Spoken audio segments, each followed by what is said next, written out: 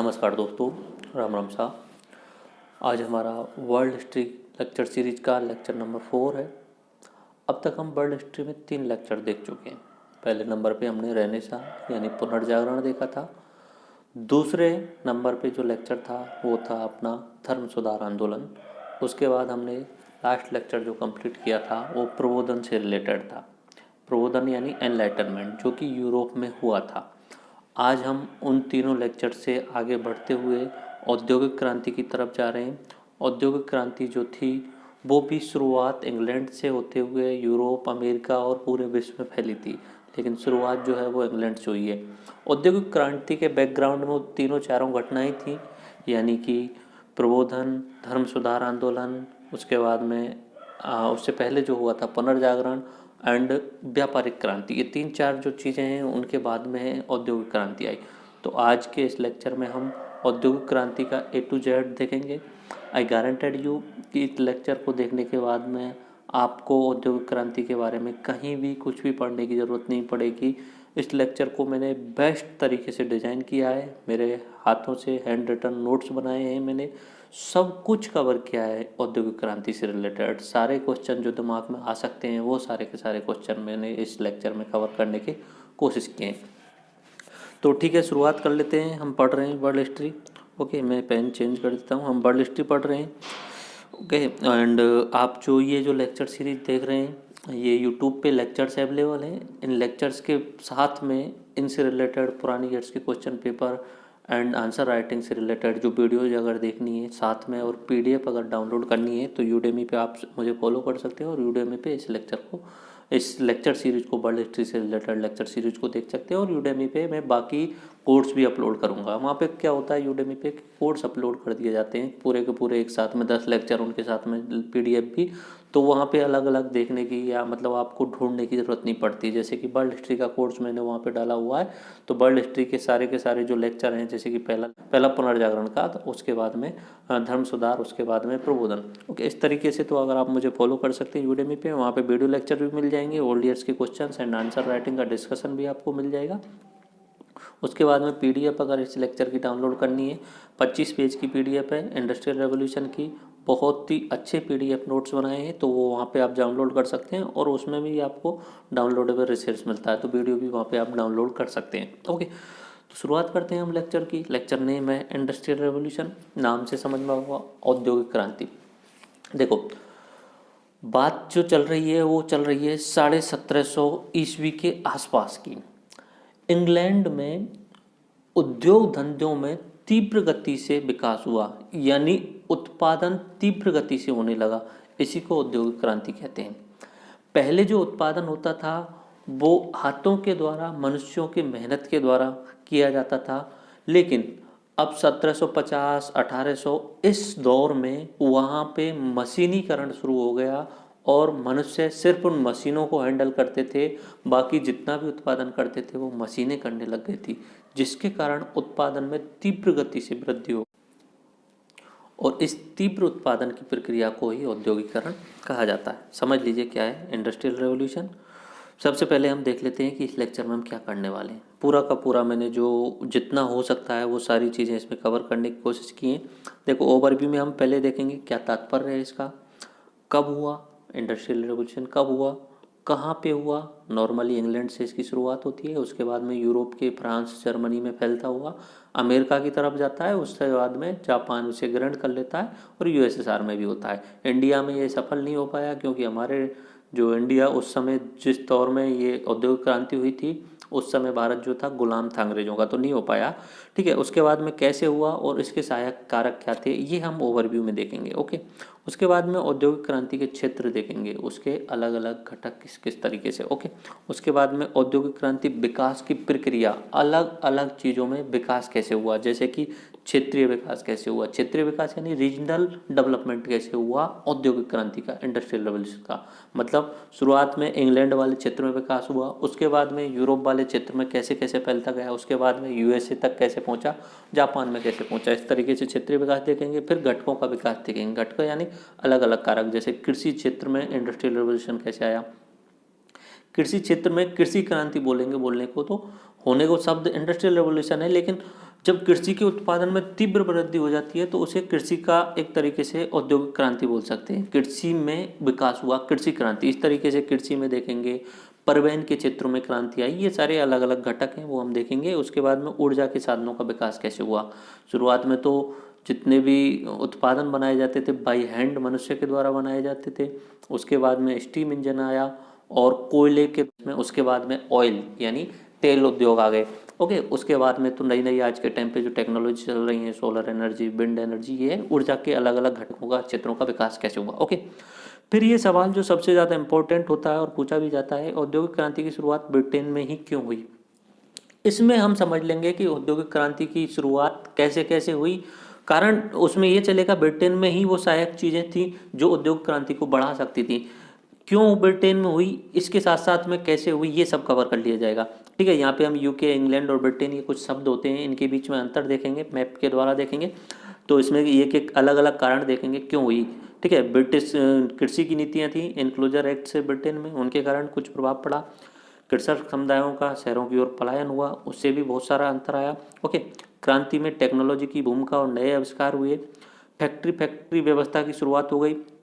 Okay, ऊन से कपास तक ब्रिटिश साम्राज्य, और ये इस तरीके से हम देख लेंगे कि इंग्लैंड में ही क्यों हुआ औद्योगिक क्रांति। उसके बाद में औद्योगिक क्रांति के परिणाम देखेंगे।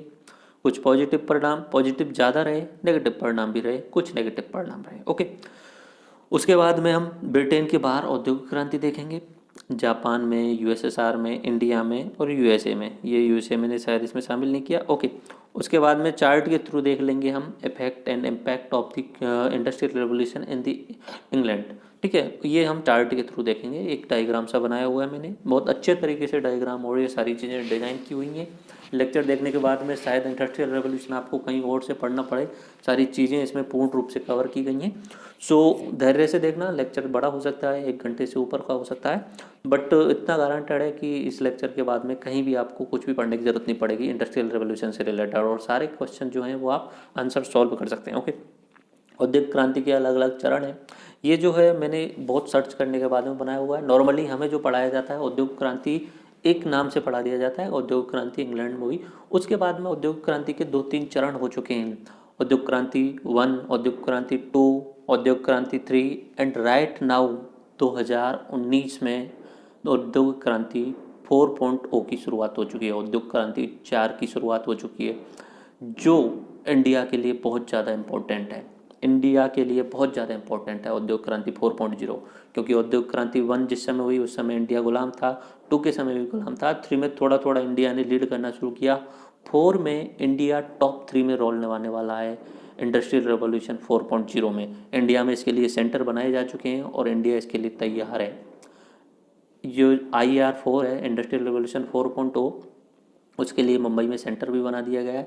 ये अपना आर्टिफिशियल इंटेलिजेंट या IoT, इंटरनेट ऑफ थिंग्स से रिलेटेड है, जिसमें सारी की सारी वस्तुएं इंटरनेट से कनेक्ट हो जाएंगी और ऑटोमेटेड सिस्टम हो जाएगा सारा का सारा। देखेंगे इस लेक्चर में, हम देखेंगे क्या होता है। तो प्रथम चरण देखेंगे, द्वितीय, तृतीय, IR 4.0 देखेंगे, जो कि इंपॉर्टेंट है, बहुत ज़्यादा इंपॉर्टेंट है, पूछा भी जा सकता है क्योंकि शुरुआत इस समय हो रही है, तो पूछ सकते हैं IR 4.0 क्या है, इंडस्ट्रियल रेवोल्यूशन 4.0 क्या है। ओके, फिर भारत में औद्योगिक क्रांति की बात करेंगे, उसमें से हम IR 4.0 में भारत का भविष्य क्या है ये देखने की कोशिश करेंगे।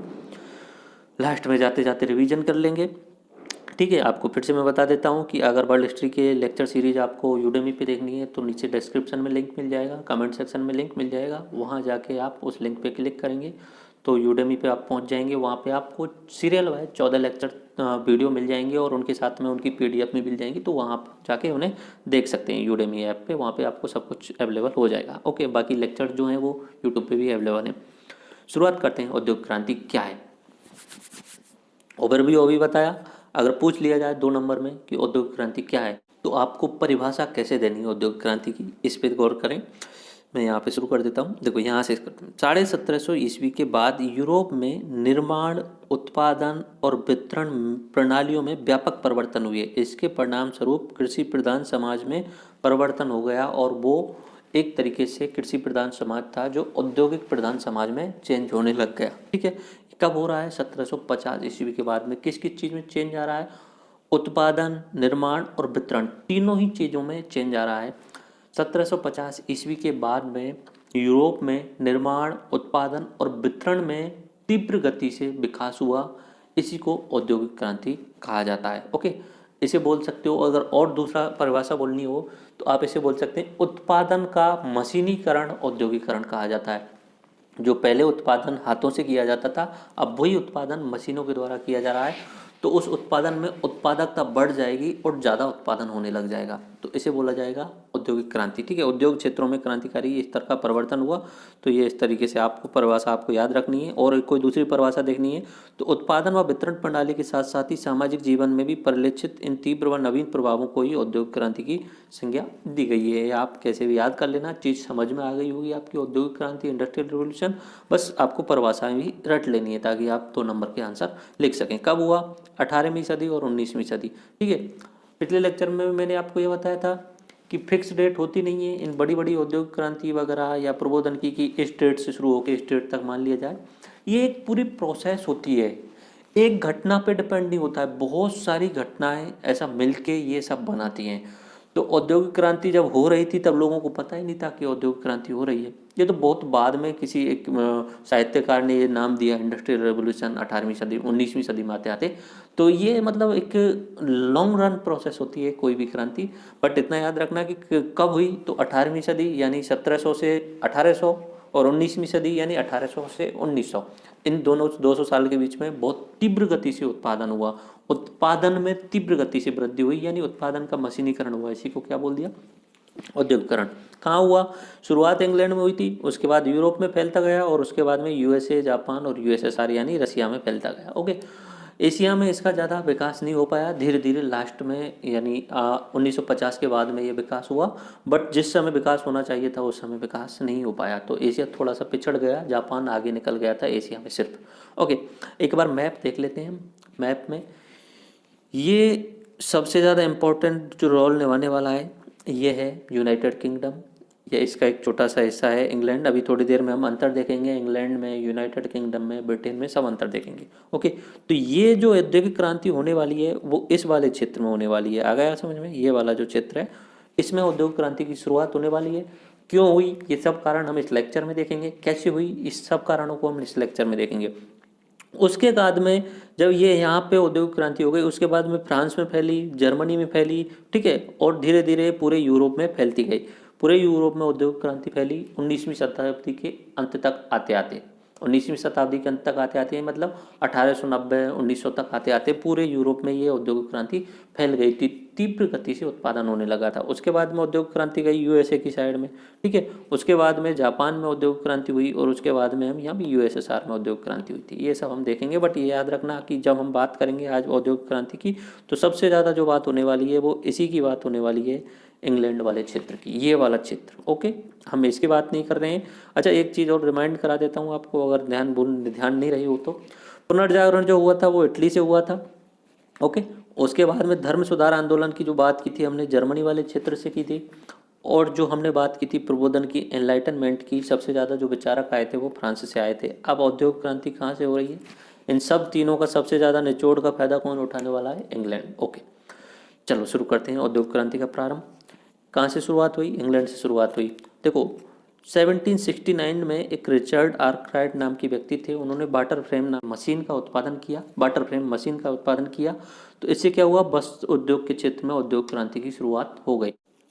उसके बाद में 1837 यानी 1837 में लुई ब्लांक ने प्रथम बार आईईआर शब्द का प्रयोग किया। इंडस्ट्रियल रिवोल्यूशन शब्द का पहली बार प्रयोग कब हुआ है? 1837 में। किसने किया है? लुई ब्लांक नाम की व्यक्ति ने। जब औद्योगिक क्रांति एक तरीके से हो चुकी है, आधे से ज़्यादा फेज में पहुंच चुकी है, उस समय ये शब्द का किसी व्यक्ति ने प्रयोग किया है। उस व्यक्ति का नाम क्या है? लुई ब्लांक नाम से। ओके, इसमें सहायक क्या था, यानी कारक क्या थे इस औद्योगिक क्रांति को बढ़ाने में, इसमें सहयोग देने में क्या क्या कारक इंपॉर्टेंट थे, देख ले। पहला कारक था जननांकीय क्रांति, यानी पॉपुलेशन रिवॉल्यूशन, एक तरीके से बोल सकते हैं। ये जो दौर था 1750 से लेके 1850 तक या 1900 तक का, इस दौर में यूरोप की जो जनसंख्या थी वो बहुत तेज गति से फैली थी, यानी 3 गुना होने में बहुत कम समय लगा था। जो जनसंख्या 1750 में थी 1850 तक आते आते 3 गुना हो गई। तो जननांग की क्रांति हुई थी, जनसंख्या में तीव्र वृद्धि हुई। तीव्र वृद्धि हुई इसका मतलब क्या हुआ, श्रम शक्ति में वृद्धि हो गई। भाई लोग बढ़ जाएंगे तो वो काम करने वाले ही होंगे, उन्हें काम करना ही है, ठीक है। तो इससे वर्किंग एज पॉपुलेशन में वृद्धि हो गई। इकोनॉमिक टर्म है WAP, वर्किंग एज पॉपुलेशन। 1565 वर्ष के पे लोग जो कार्य करने में सक्षम हो उसे बोलते हैं वर्किंग एज पॉपुलेशन। इसमें वृद्धि हो गई और साथ साथ में अगर जनसंख्या बढ़ गई है तो उत्पादों की मांग भी बढ़ जाएगी। जनसंख्या जैसे जैसे बढ़ती है इसके साथ साथ में उत्पाद ज़्यादा चाहिए होते हैं, क्योंकि लोगों को आपूर्ति जरूरी है, लोगों के पास में उत्पाद पहुंचने चाहिए। अब इधर की साइड में जनसंख्या बढ़ने के 2 फायदे हो रहे हैं। एक फायदा ये हो रहा है कि उत्पादों की मांग हो रही है, दूसरा जो उद्योग धंधे हैं उनके लिए काम करने वाले श्रमिकों की भी पूर्ति हो रही है। तो ये उत्पादों की मांग हो रही है तो यहाँ पे जो उद्योग धंधे बने हुए हैं वो क्या करेंगे, वो उत्पादन बढ़ाएंगे। उत्पादन बढ़ाने के लिए क्या चाहिएंगे, श्रमिक चाहिएंगे। और श्रमिक कहाँ से मिल रहे हैं, उसी जनसंख्या में से श्रमिक मिल रहे हैं। तो इस जनसंख्या वृद्धि के एक तरीके से दो एक साथ में फायदे हो गए। सस्ते श्रमिक भी मिल रहे हैं और दूसरा उन श्रमिकों से या जो जनसंख्या बढ़ी है वो उत्पाद मांग रहे हैं तो उनके लिए उत्पादन भी बनाया जा रहा है, ठीक है। आवश्यकता पूर्ति के लिए नवीन तकनीक का भी विकास किया जाने लगा, क्योंकि यहाँ मांग बढ़ रही है उत्पादों की। तो ये जो इंडस्ट्रियल रेवोल्यूशन में जो उद्योग धंधे हैं वो नए नए आविष्कार करने लग जाएंगे, ओके। दूसरा, सहायक में कृषिगत क्रांति, कृषि जोतों का एकीकरण हुआ, कृषिगत क्षेत्र का विस्तार हुआ, गहन पशुपालन हुआ और कृषि श्रमिकों की उपलब्धता। उसके बाद में व्यावसायिक क्रांति, ये सारा और दोबारा से हम देखने वाले हैं। विदेशी व्यापार में वृद्धि हुई, कच्चे माल की उपलब्धता एवं बाजार की उपलब्धता हुई, ओके। उसके बाद में परिवहन क्रांति, सड़कों का जाल बिछा, नहरें, बंदरगाह, पुल, रेल, ये सारे के सारे एक साथ में इसमें सहायक रहे। तो ये शायद आप एक साथ में मान सकते हो। और इन्हीं को में तीनों चारों को ही जब विकास की बात करेंगे ना, औद्योगिक क्रांति का विकास विभिन्न क्षेत्रकों में, ठीक है, तो उसमें ये मैं बताने वाला हूँ, ओके। चलो आगे चलते हैं। औद्योगिक क्रांति की शुरुआत ब्रिटेन से ही क्यों, ये इंपॉर्टेंट है। यहाँ पे मैं आपको मैप दिखा देता हूँ, UK, ब्रिटेन और इंग्लैंड वाला। ये मैंने मैप लगाया हुआ है, इसे मैं जूम आउट कर देता हूँ, जूम इन कर देता हूँ। जूम इन किया हुआ है मैंने इसमें। हाँ देखिए, ये जो क्षेत्र अभी थोड़े पहले देर पहले मैंने आपको यूरोप में बताया था, ये वाला जो क्षेत्र है, ये वाला, ये है इंग्लैंड। ये क्या है, इंग्लैंड वाला, ओके। इस इंग्लैंड में यहाँ पे एक अलग से राज्य क्षेत्र है वेल्स, और इधर की साइड में है एक स्कॉटलैंड। ये पूरा जो द्वीप दिख रहा है इसमें इधर वाला जो क्षेत्र है इसी को बोलते हैं इंग्लैंड। इसी में लंदन है, मैनचेस्टर है, बर्मिंघम है, ये सारे के सारे जो शहर हैं वो इस वाले क्षेत्र में हैं। लेकिन इससे अलग राज्य हैं दो, वेल्स और स्कॉटलैंड, ये दो अलग अलग राज्य हैं। ये स्कॉटलैंड, वेल्स और ये इंग्लैंड तीनों मिलके बनाते हैं ग्रेट ब्रिटेन। यानी ये पूरा का पूरा द्वीप क्या हो गया, ग्रेट ब्रिटेन। अब इनके पास में ही इधर की साइड में एक द्वीप है जिस पूरे द्वीप को बोला जाता है आयरलैंड। उस पूरे द्वीप को क्या बोला जाता है, आयरलैंड। आयरलैंड के भी 2 भाग हैं, एक है नॉर्थर्न आयरलैंड, एक है रिपब्लिक ऑफ आयरलैंड। जब ये वाला क्षेत्र और ये वाला क्षेत्र मिल जाते हैं तो बन जाता है यूनाइटेड किंगडम। बहुत ज़्यादा गोलमोल हो गया है, दोबारा से देख लीजिए, ठीक है। जब ग्रेट ब्रिटेन और नॉर्थर्न इंग्लैंड, नॉर्थर्न आयरलैंड ये मिल जाते हैं तब बन जाता है यूनाइटेड किंगडम। और जब पूरा पूरा आयरलैंड और ये ग्रेट ब्रिटेन दोनों ही द्वीप मिल जाते हैं तब बन जाता है ब्रिटिश आइसलैंड, ओके। तो ये मैंने मैप में आपको बता दिया कि ब्रिटेन में और इंग्लैंड में ये क्या अंतर है, ठीक है। और इस लेक्चर में जो हम देख रहे हैं वो नॉर्मली बात कर रहे हैं हम इंग्लैंड की, और उस समय स्कॉटलैंड और वेल्स इसके साथ में जुड़े हुए थे तो उसे ग्रेट ब्रिटेन भी बोल सकते हैं। बट जो औद्योगिक क्रांति हो रही है वो इस वाले क्षेत्र में ही होने वाली है, ओके। मैनचेस्टर, बर्मिंघम, जो भी नाम आने वाले हैं वो इसी क्षेत्र में आने वाले हैं। औद्योगिक क्रांति की शुरुआत ब्रिटेन से ही क्यों हुई, तो उसमें जो कारण है पहले तो हम डॉट वाइज देख लेते हैं, पॉइंट वाइज देख लेते हैं ताकि आपको याद करने में आसानी रहे। कृषि सुधार कानून आए थे उस समय इंग्लैंड में। कृषि को सुधारने के लिए सरकार के द्वारा विभिन्न कानूनों को लेके आया गया था जिन्हें ऑनक्लोजर एक्ट्स कहा जाता है। तो हम देख लेंगे वो। कृषक समुदायों का शहरों की ओर पलायन हुआ था, ठीक है। एक एक करके देखेंगे अभी थोड़ी देर में। नए आविष्कारों की भूमिका रही थी।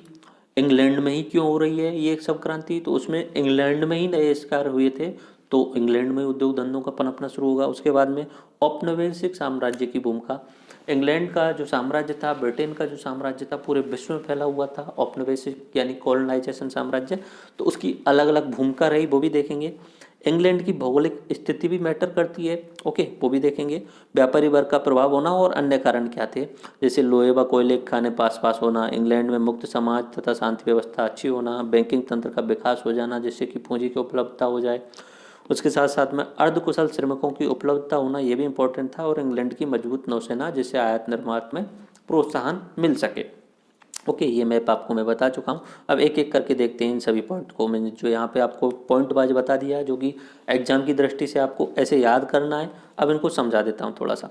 कृषि सुधार कानून, एग्रीकल्चर रिफॉर्म एक्ट, ये सरकार के द्वारा वहाँ के जमींदारों के दबाव में लेके आए गए कानून थे।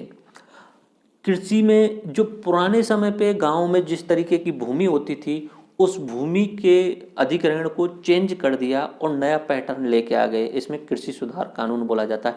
कृषि जो विखंडित थी अलग अलग क्षेत्रों में, छोटे छोटे भागों में, उस कृषि को संलग्न करके जमींदारों को दे दिया गया। तो ये कृषि कानून थे। देखो, खेतों का जो आकार बड़ा कर दिया गया, यानी चकबंदी कर दी गई सरकार के द्वारा। इसके लिए एनक्लोजर एक्ट के लेके आए गए, और ये कब से कब लाए थे, 1710 से 1810 ईस्वी के आसपास में। तो एक ही बार नहीं, अलग अलग एक्ट लेके आए थे, धीरे धीरे 7-8 बार एक्ट लेके आए थे।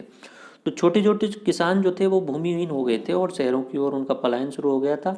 अब जब शहरों की ओर पलायन कर रहे हैं तो शहरों में वो एक तरीके से कच्ची बस्तियों में रहने लग जाएंगे, और उसी समय वहाँ पे मशीनीकरण यानी उद्योग धंधों की शुरुआत हो गई थी। उद्योग धंधे वाले लोगों को चाहिए काम करने वाले लोग जो सस्ते दामों पे काम कर सकें। तो ये जो शहरों की ओर पलायन कर रहे हैं, ये शहरों में उद्योगों के लिए श्रमिकों की उपलब्धता करा रहे हैं, यानी खुद श्रमिक बन रहे हैं वहाँ पे, ओके। और कुछ कृषि तकनीक में विकास हुआ, ठीक है। कुछ कृषि तकनीक में क्या विकास हुआ, ड्रिल मशीन का आविष्कार हो गया, रासायनिक खाद का उपयोग किया जाने लगा, फसल चक्र का विकास हो गया, सिंचाई का विस्तार हो गया, और पशुओं की नस्ल में सुधार हो गया। तो इस तरीके से यहाँ पे कृषि तकनीक में विकास हो गया और कृषि का एनक्लोजर एक्ट लेके आ गए। तो इंग्लैंड में कृषि क्रांति हो गई। इंग्लैंड में क्या हो गई, कृषि क्रांति। और ये कृषि क्रांति किस में सहायक होने वाली है, औद्योगिक क्रांति में। देखिए ये कैसे लेके आए एक्ट, एनक्लोजर एक्ट कैसे लेके आए थे, सन 1710 से 1810 तक ब्रिटेन सरकार लेके आई थी एनक्लोजर एक्ट। देख लीजिए, देखो मैं आपको थोड़ा सा जूम इन करके समझाने की कोशिश करता हूँ। यहाँ पे मैंने चित्र लगाया हुआ है, जो मैंने चित्र लगाया हुआ है वो इंग्लैंड के गाँव के जो खेत थे उनकी कंडीशन लगाई हुई है। एक साइड में मैंने लगाया हुआ है प्री इनक्लोजर, यानी जब वो एक्ट लेके आए थे उससे पहले कैसे खेत थे, और पोस्ट एनक्लोजर यानी जब एक्ट लेके आ गए उसके बाद में खेत कैसे हो गए। देख लीजिए, यहाँ पे समझने की कोशिश कीजिए। पहले क्या होता था कि बड़े बड़े जमींदारों के जो थे वो कम थी ये, लेकिन छोटे छोटे खेत बहुत ज़्यादा थे। आप देख रहे हैं ये छोटा खेत, ये वाला छोटा खेत। अब आप ट्राई कीजिए आप समझने के लिए, ये वाला छोटा खेत। इस तरीके से अलग अलग छोटे छोटे खेत थे जिन पे गाँव के छोटे छोटे किसानों का अपनी खेती करते थे इस तरीके से। अब जब ये एक्ट लेके आ गए उसके बाद में कृषि भूमि को संलग्न कर दिया, छोटे छोटे खेतों को खत्म कर दिया गया और बड़े खेत बना दिया, वो जमींदारों को दे दिए। देखिए यहाँ पे पूरा एक कर दिया गया, ये एक ही रंग का जो है ये पूरी चकबंदी कर दी गई पूरे यहाँ से यहाँ तक की। तो ये एक जमींदार को दे दिया, ये वाला पूरा एक कर दिया गया इस कलर का। अब ये सिर्फ 3 लोगों के हाथ में रह गया, 1 2 और 3, ये तीसरा वाला, ये दूसरा वाला और ये पहला वाला।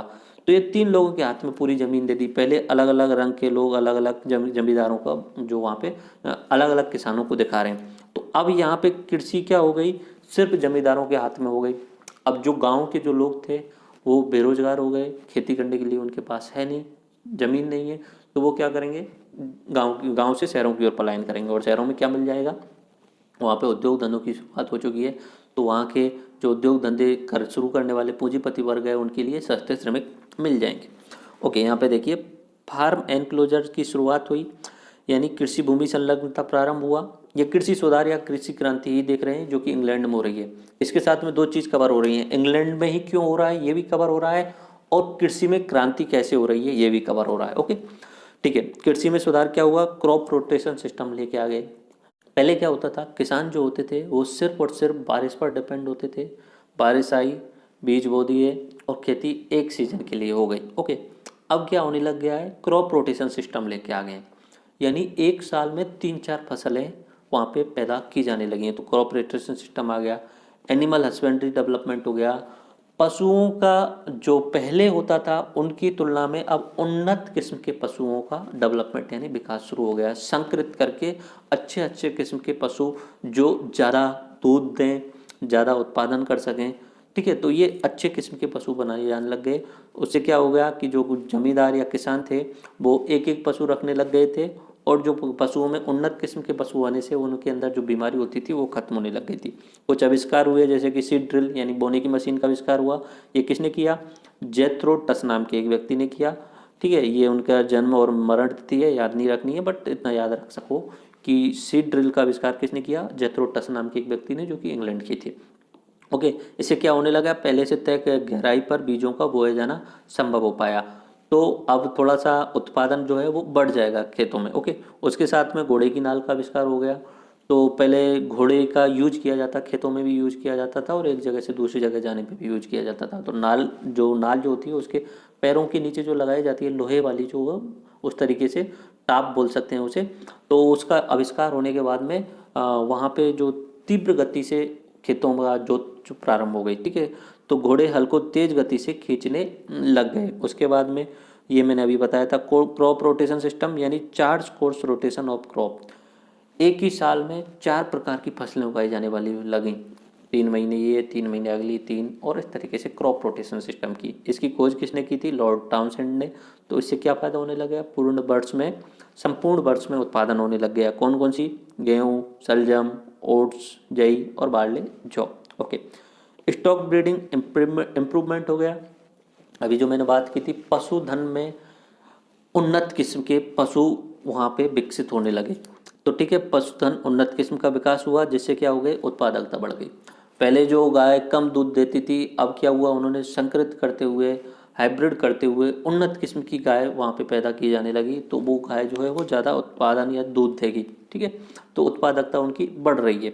Agriculture output increase by 3 times. तो ये सब, इन सब की चीज़ों को करने के बाद में एग्रीकल्चर का जो आउटपुट होता था पहले की तुलना में अब 3 गुना बढ़ गया अचानक से।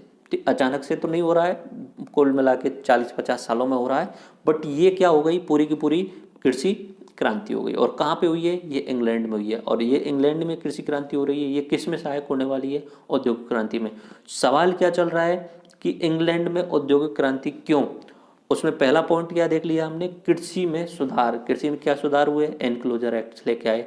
तो जो जमीन छोटे छोटे भागों में बटी हुई थी, छोटे छोटे किसान जो जमीन पे अपना खेती करते थे, उन जमीनों को छीनकर बड़े बड़े जमींदारों के लिए दे दिया गया। तो जो छोटे किसान थे वो कृषिहीन हो गए, तो उन्होंने वहां से छोड़ के शहरों की ओर पलायन शुरू कर दिया। उसके साथ साथ में कृषि में और क्या सुधार हुए? नए नए आविष्कार हुए। क्रॉप रोटेशन सिस्टम आ गया, यानी एक तरीके से फसल चक्र सिस्टम। एक ही साल में 4-4 फसलों का पैदावार होने लगी। सीड ड्रिल का आविष्कार हो गया।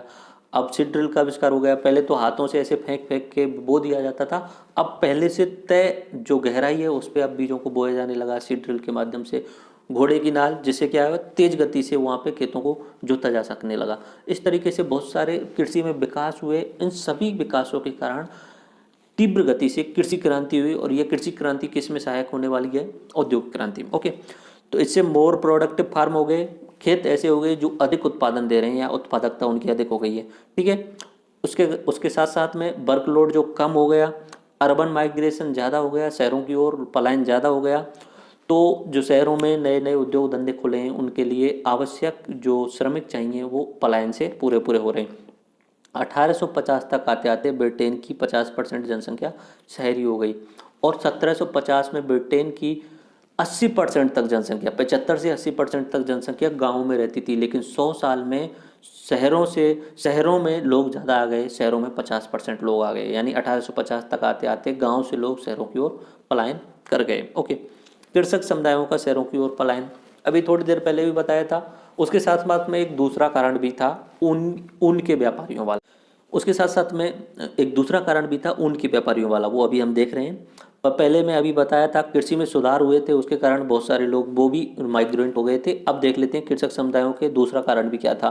देखो, सन 1700 तक 75 से 80% जो लोग थे वो गाँव में और देहात क्षेत्रों में रहते थे, फार्मिंग साइट्स में रहते थे। ठीक है, अब क्या होता है कि इंग्लैंड में जब औपनिवेशीकरण शुरू हो जाता है तो वहाँ पे नया व्यापारी वर्ग जन्म लेने लगता है। व्यापारी लोग करते क्या हैं, उन्हें चाहिए ऊन और ऊन के कपड़े। तो वो क्या करते थे, शहरों से जाते थे गांव में। एक व्यापारी गया शहर से गांव में, वहाँ पे वो ढूंढेगा अच्छे से भेड़ का ऊन देखेगा वहाँ पे, तो वो सीप यार्ड के पास में जाएगा, जो भेड़ों का पालन करता हो, भेड़ पालता हो, उसके पास में जाएगा, उससे ऊन लेगा वो व्यापारी।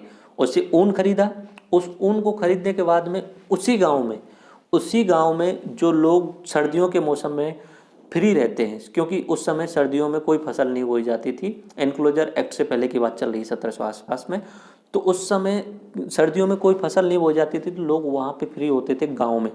तो यहाँ से व्यापारी ने ऊन लिया और गांव के अंदर गया, और गांव में अलग अलग लोगों को अलग अलग काम उसने दे दिए कि आप इसमें से ऐसे साफ करो, उसके बाद में इसमें बुनाई करो, उसमें रंगाई करो, और उसके बाद में कपड़े का बुनना कर दो, यानी ऊन का पूर्ण रूप से बुनना कर दिया जाए। तो वो गांव में जाके वहाँ पे कपड़ा बनवाते थे और उस कपड़े को शहर में ले जा कर के बेच देते थे। व्यापारी शहर से आ रहा है, शहर से गांव में जाके भेड़ का ऊन ले रहा है, भेड़ का या जो भी होता है जिस तरीके से भी ऊन ले रहा है, उसके बाद में उसी गांव के आसपास वाले क्षेत्र में लोगों को वो रोजगार दे रहा है, सस्ते दामों पर उसके लिए मिल रहे हैं, और यहाँ पे कपड़ा बनाने के बाद में उसे वो अपने शहर में ले जाके अच्छा मुनाफा कमा रहा है। ये प्रोसेस चलती रहती है, लेकिन धीरे धीरे क्या होता है, एक समय ऐसा आता है जिस समय लोग अपने खेती के कार्य को भूलने लग जाते हैं, और सिर्फ जो व्यापारी करवाना चाह रहा था उनका वो कार्य वह सीख जाते हैं। ठीक है, औद्योगिक क्रांति जब होने लगती है, उद्योग धंधों की शुरुआत होने लग जाती है शहर में, तो व्यापारी जो लोग हैं वो गांव में आना बंद कर देते हैं, क्योंकि वो डायरेक्ट भेड़ का ऊन ले जा करके वहीं पे उद्योग जो स्टार्ट हुए हैं उनमें ही कपड़ों का उत्पादन करना शुरू कर देते हैं। तो यहाँ पे गाँव के जो लोग पहले ऊन का काम करते थे, ऊन पे या कपड़े बनाने का काम करते थे, वो बेरोजगार हो जाते हैं और उन्हें फिर से शहरों की ओर पलायन करना पड़ता है। देखिए एक एक करके देखते हैं। देखो, सर्दियों में कोई काम नहीं होता था, तो फ्री विंटर होते तो फ्री टाइम होता था किसानों के लिए। ओके, तो फिर क्या होता था, city merchant come to countryside, शहर के जो व्यापारी थे वो कहाँ आते थे, गांव की तरफ आते थे। बाई ऊल फ्रॉम सीप फार्म्स, यानी भेड़ों का जो फार्म हाउस होता था, पेड़ों का जो पालक होता था उसके पास में जाते थे और वहाँ से क्या खरीदते थे, तो ऊन खरीदते थे। और divide the wool among the rulers family, यहाँ से जो वो ऊन खरीदते थे उसे गांव के अलग अलग लोगों के लिए वो डिवाइड कर देते थे।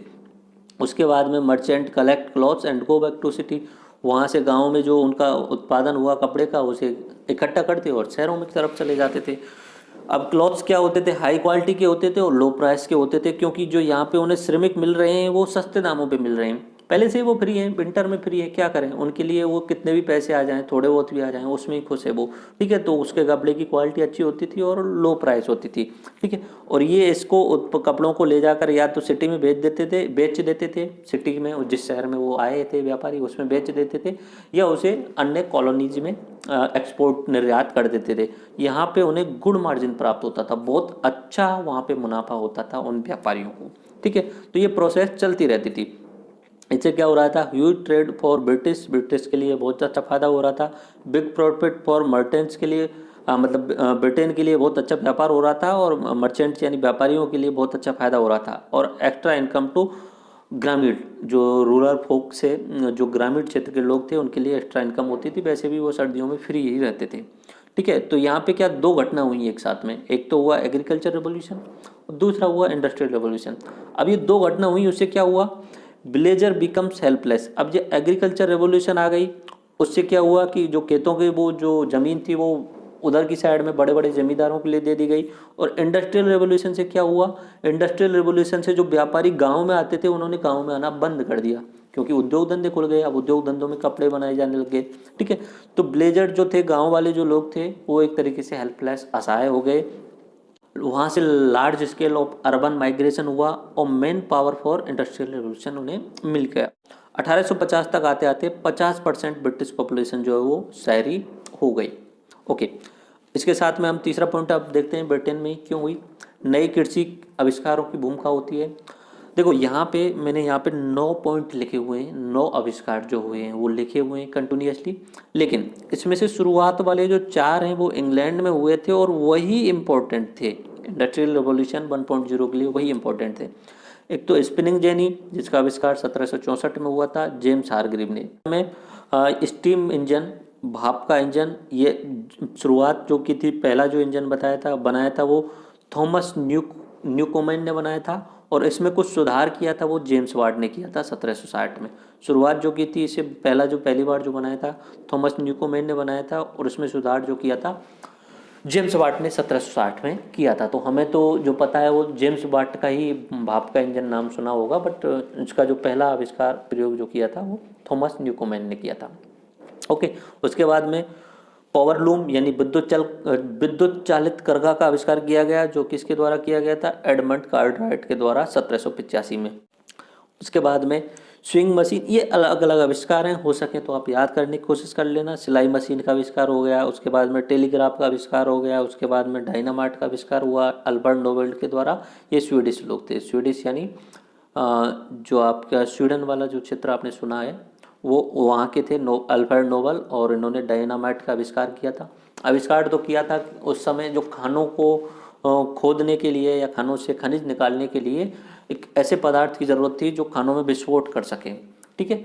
लेकिन इसका बाद में जब उसको पता चला अल्बर्ट नोबेल को कि इसका तो मिसयूज भी किया जा सकता है, तो उन्हें बहुत बुरा लगा था। बाकी इन्होंने अपनी ज़िंदगी में जो कमाई की थी उसका इन्होंने एक, आप सुनते होंगे नोबल प्राइज़ जो सुनते होंगे, वो स्वीडन में ही दिया जाता है, स्टॉकहोम में। तो इनके नाम से ही, अपने ही नाम से उन्होंने नोबल प्राइज़ की शुरुआत की थी। अलग अलग कैटेगरीज में दिया जाता है, शांति के क्षेत्र में, इकोनॉमिक्स के क्षेत्र में, फिजिक्स में, बायोलॉजी, इस तरीके से दिया जाता है। ओके, लाइट बल्ब का आविष्कार हुआ, थॉमस एडिसन के द्वारा किया गया था। यूएसए के थे और यूएसए में इन्होंने आविष्कार किया था 1879। अब लाइट बल्ब से देखिए क्या चेंज हो जाएगा। पहले तो हम नॉर्मली डे लाइट में ही काम कर सकते थे, अब क्या हो गया लाइट बल्ब के आविष्कार के बाद में, अब 24 घंटे इक्वल हो गए, रात में दिन कोई फर्क नहीं पड़ने वाला। आप रात में भी पढ़ सकते हैं, दिन में भी पढ़ सकते हैं। उत्पादन जो फैक्ट्रियों में केवल दिन में होता था, रात में नहीं हो पाता था पहले, अब लाइट का बल्ब का आविष्कार होने के बाद में रात में भी आविष्कार होने लग गया, रात में भी उत्पादन होने लग गया, ठीक है। और थॉमस एडिसन ने जो बल्ब बनाया था वो काफ़ी मेहनत से और बहुत कोशिश करने के बाद बनाया था। काफ़ी बार फेल हुए थे, करीब करीब बताते हैं 3000 बार वो फेल हो चुके थे उसमें। लास्ट में उन्हें सफलता मिली, लोग उन्हें पागल घोषित करने लग गए थे, क्योंकि वो मेहनत किए जा रहे थे लेकिन सफल नहीं हो पा रहे थे यार। 3000 बार असफल होना भी बहुत बड़ी बात होती है, लेकिन जब सफल हुए तो पूरी दुनिया बदल दी उस क्रांति ने, पूरी दुनिया ही बदल गई, क्योंकि बल्ब से पहले की दुनिया और बल्ब के बाद की दुनिया बहुत अलग हो गई थी। ओके, उसके बाद में इंटरनल कंबंशन इंजन का शुरुआत की गई और मॉडर्न असेंबली लाइन की ये आविष्कार किए गए थे। इसमें पहले 4 आविष्कार आप नाम याद रखना है, spinning jenny, steam engine, power loom and swing machine. Okay, अब देखते हैं फैक्ट्री व्यवस्था की शुरुआत हो जाना। ये इंग्लैंड में चल रहा है, इंग्लैंड में क्यों हुआ, इंग्लैंड में ही फैक्ट्री व्यवस्था की शुरुआत हुई थी। ओके, सिस्टमेटिक अप्रोच, सुनियोजित ढंग से उत्पादन करना। ओके, मास प्रोडक्शन, जब फैक्ट्री व्यवस्था आ जाएगी तो बड़े स्तर पर उत्पादन किया जाएगा। बड़े स्तर पर उत्पादन किया जाता है तो प्राइस जो होती है वो लो हो जाती है, उसका जो कीमत होती है वो कम हो जाती है। ओके, हायर क्वालिटी, उच्च गुणवत्ता वाले उत्पाद बनते हैं। हाई प्रोडक्टिविटी, उच्च उत्पादकता हो जाती है। बिग प्रॉफिट फॉर इंडस्ट्रियलिस्ट, जो पूंजीपति हैं उनके लिए बहुत ज़्यादा मुनाफा होता है। देखिए ये फैक्ट्री का मैंने चित्र बनाया हुआ है इस तरीके से। ओके, ये फैक्ट्री सिस्टम है, इसमें असेंबली लाइन प्रोडक्शन होता है। इधर की साइड से इनपुट देते हैं और अदर की साइड में हमें आउटपुट मिलता है। इनपुट गया, आउटपुट आया, बीच में क्या है, फैक्ट्री, ठीक है। इनपुट में जैसे कपास डाला इसके अंदर या ऊन डाला, तो आउटपुट में हमें क्या मिलने वाले हैं, कपड़े मिलने वाले हैं। तो इसमें रॉ मटेरियल डालेंगे और रिफाइंड मटेरियल यानी उत्पादित पदार्थ जो है हमें प्राप्त हो जाएगा। और इससे क्या फ़ायदा होने वाला है बाद में, कि उत्पादन जो हो रहा है बड़ा ज़्यादा हो रहा है, ह्यूज आउटपुट हो रहे हैं बड़े स्तर पे, और ह्यूज प्रॉफिट हो रहा है बड़े स्तर पर, उसको उन पूंजीपति को फायदा हो रहा है। ओके, अन्य कारक और देख लेते हैं। औपनिवेश साम्राज्य की भूमिका, इंग्लैंड का पूरे विश्व में अलग अलग जगह कॉलोनाइजेशन किया हुआ था, एम्पीरियलिज्म किया हुआ था, तो सस्ती कीमतों पर कच्चा माल उपलब्ध होता था। जैसे कि मान लीजिए ये भारत है, ओके, यहाँ पे मैप थोड़ा सा गड़बड़ हो गया मुझे मैप बनाने में, एक, ओके, मान लीजिए यहाँ पे भारत है, मैं भारत का मैप बना देता हूँ, थोड़ा सा जल्दी में है एंड आप इसे कैसे भी मान सकते हैं। ये भारत का मैप है। ये भारत किसके अधीन था, 1750 1800 के आसपास में, ये 1800 आसपास में यहाँ पे Britain colony, British East India Company आ चुकी थी, तो पूरा भारत जो था वो इंग्लैंड के अधीन में ही था, कॉलोनी स्थापित हो चुकी थी भारत में। तो भारत से सस्ते दामों पर रॉ मटेरियल ले जाते थे, कच्चा माल ले जाते थे जो चाहिए होता है, जैसे कॉटन, कपास चाहिए होता है, कपड़े उत्पादन के लिए। तो कपास भारत में ज़बरदस्ती किसानों से उगाया जाता था। ऐसे ही जैसे कपास या कपड़े के लिए नील की खेती आवश्यक होती है, डाई, तो डाई ज़बरदस्ती उगवाया जाता था किसानों से, और उसमें से उन्हें सस्ते दामों पर ही खरीद लिया जाता था। तो सस्ती कीमतों पर कच्चा माल मिल जाता था उनके लिए, और निर्मित उत्पादों को बेचने के लिए फिर से यहीं आ जाते थे भारत में। भारत के लोगों का संस्कृतिकरण कर देते थे, उनको बताते थे कि ऐसे अच्छे कपड़े पहनो, ये कोट टाई पैंट पहनना ये अच्छी बात है। मतलब कहने का ये है कि भारत का पूर्ण शोषण करना और इंग्लैंड की जो औद्योगिक क्रांति है उनमें पूरा का पूरा रिलेशन है। अगर भारत उनकी कॉलोनी नहीं होता तो शायद इंग्लैंड में औद्योगिक क्रांति भी इतनी ज़्यादा सफल नहीं हो पाती। अगला, इंग्लैंड की भौगोलिक स्थिति। इंग्लैंड की भौगोलिक स्थिति का क्या फर्क पड़ा? एक यूरोप से पृथक था तो शांति व्यवस्था थी। यूरोप में क्या थे, देश आपस में ही लड़ रहे थे। फ्रांस जर्मनी से लड़ रहा था, फ्रांस इधर की साइड में स्पेन से, इस तरीके से आपस में लड़ाई चलती रहती थी। लेकिन ये इंग्लैंड जो था थोड़ा सा अलग पड़ रहा था, तो वो यूरोप की जो अव्यवस्था चल रही थी उससे अलग शांति प्रिय कंडीशन में था, और समुद्र से घिरा था। तो निश्चित सी बात है, बंदरगाह होंगे तो आयात निर्यात जो होगा वो आसानी से होगा। उत्पाद करो, उत्पाद को पूरे विश्व में कहीं भी ले जाओ, ठीक है। उसके बाद में व्यापारी वर्ग का प्रभाव होना, यानी नव धनाढ़ व्यापारी वर्ग ने अपनी पूंजी को उद्योगों व अनुसंधान में लगा दिया था। अन्य कारण क्या थे? इंग्लैंड में लोहे व कोयले की खानें आसपास होना, इंग्लैंड में मुक्त समाज व शांति व्यवस्था का होना, बैंकिंग तंत्र विकसित होना, यानी बैंकिंग तंत्र विकसित होने से क्या हो गया, पूंजी की उपलब्धता हो गई। अर्ध कुशल श्रमिकों की उपलब्धता, सस्ते श्रमिक उपलब्ध हो गए। ओके, इंग्लैंड की मजबूत नौसेना, विदेशों में व्यापार करने में डर नहीं। तो ये सारे पॉइंट हैं, ये मेरे हिसाब से आपको समझ में भी आ चुके होंगे, और मैं आपको बता चुका हूँ पहले एक एक चीज़, जैसे मुक्त समाज, बैंकिंग तंत्र, ये सब समझ आ चुके होंगे। ओके, तो ये यहाँ पे डायग्राम के थ्रू मैंने आपको पूरा का पूरा चीज़ बताया हुआ है दोबारा से कि ये इंग्लैंड में ही क्यों हुआ। पॉजिटिव फैक्टर्स यहाँ से दोबारा से दिखते हैं, ये पूरा डायग्राम है, एक एक करके समझाऊंगा आपको। Positive factors for British industrial revolution, Britain में ही औद्योगिक क्रांति क्यों हुई, इसके लिए क्या क्या फैक्टर्स है दोबारा से देखिए। शुरू कर रहा हूँ मैं यहाँ से, इस वाले क्षेत्र। डबलिंग ऑफ द पॉपुलेशन, बहुत तीव्र गति से पॉपुलेशन का विकास हुआ, ठीक है। उससे क्या हुआ, डिमांड ऑफ द गुड्स, उत्पादों की मांग बढ़ी, उत्पाद चाहिए पॉपुलेशन की पूर्ति के लिए। तो फिर क्या होगा, जो बड़े बाज वहाँ पे चल रहा था वो नए नए उत्पाद देने के लिए लोगों के लिए और अपना निवेश करेंगे, इस तरीके से चलेगा। तो एक तो डबलिंग ऑफ द पॉपुलेशन, ये इंपॉर्टेंट घटक हो गया। उसके बाद में बैंक ऑफ इंग्लैंड की शुरुआत हुई थी 1694 में, 1694 में बैंक ऑफ इंग्लैंड, ये विश्व का पहला बैंक मान सकते हैं आप इसे, विश्व का पहला बैंक इंग्लैंड में, बैंक ऑफ इंग्लैंड 1694। तो इससे क्या हो गया, बैंकिंग से लोगों के लिए पूंजी उपलब्ध कराई जा सकती थी, और जो लोग थे वो अपने जो आइडिया हैं उनको एक तरीके से उद्योग धंधों में परिवर्तित कर सकते थे। तो आइडियाज़ और इन्वेंशन से नए आइडियाज़ और इन्वेंशंस आने लगे। तो पहला कारक डबलिंग ऑफ द पॉपुलेशन, दूसरा बैंक सिस्टम की व्यवस्था। उसके बाद में ब्रिटिश कॉन्स्टिट्यूशनल मोनार्की, वहाँ पे राजतंत्र तो था लेकिन संवैधानिक रूप से था। तो वहाँ की जो सरकार थी और वहाँ का जो सिस्टम था वो फ्लेक्सिबल था, ओपन टू इनविजिबल थ्योरी, यानी जो एडम स्मिथ के द्वारा जो थ्योरी दी गई थी अदृश्य हाथ का। तो एक तरीके से इंग्लैंड में शांति व्यवस्था अच्छी थी, संविधान था, सरकार इन सब को बढ़ावा देना चाह रही थी उद्योग धंधों को। तो ये सारे फैक्टर जो हैं इंग्लैंड में ही औद्योगिक क्रांति के लिए बढ़ावा दे रहे हैं, विकास कर रहे हैं। अर्बन माइग्रेशन हो रहा है, ठीक है, इससे नया एटीट्यूड लोगों के अंदर आ रहा है, न्यू फैशन डिजाइन, सब अलग अलग चीज़ों की व्यवस्था होने लग गई है। उस समय न्यू एटीट्यूड आने लग गया। पहले गांव में रहते थे, एक उनका ढंग उस तरीके से रहता, सभ्य टाइप में होता था, बट लेकिन शहर में आके जब वो पूंजीपति लोगों को देख रहे हैं तो उनके एटीट्यूड को अपनाने की कोशिश करते हैं वो अर्बन माइग्रेशन के बाद में। मॉडर्न एजुकेशन सिस्टम वहाँ पे आ गया।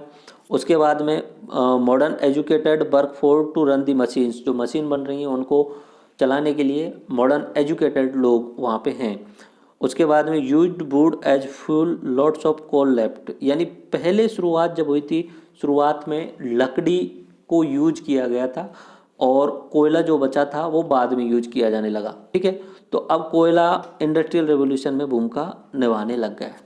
शुरू पहले जब क्या होता था, लकड़ी का यूज किया जाता था गाँव में, शहरों में, अब क्या कोयले का यूज किया जाने लगा। ओके, तो कोयला इंपॉर्टेंट फैक्टर है इंडस्ट्रियल रेवोल्यूशन में। और अभी थोड़ी देर पहले मैंने बताया था इंग्लैंड में लोहे व कोयले की खानें आसपास होना, ये भी बहुत बड़ा फैक्टर हो गया, ठीक है। और कॉलोनीज यानी जो उपनिवेश हैं वो भी आप में इसमें भूमिका निभा रहे हैं। और ये एक्सपोर्ट मार्केट ये जो है वो कॉलोनीज के रूप में इसमें इम्पोर्टेंट भूमिका निभा रहे हैं। तो ये आपको समझ में आ गया होगा ब्रिटेन में ही क्यों हुई इंडस्ट्रियल रेवोल्यूशन। अब एक चीज़ और देख लेते हैं, ये भी एक तरीके से मैंने डायग्राम बनाया हुआ है, समझते हैं क्या डायग्राम है। ऊन से कपास तक ब्रिटिश औद्योगिक साम्राज्य का वर्चस्व कैसे हुआ। ऊन में भी वर्चस्व था और उसके बाद में धीरे धीरे कपास के क्षेत्र में भी वर्चस्व था।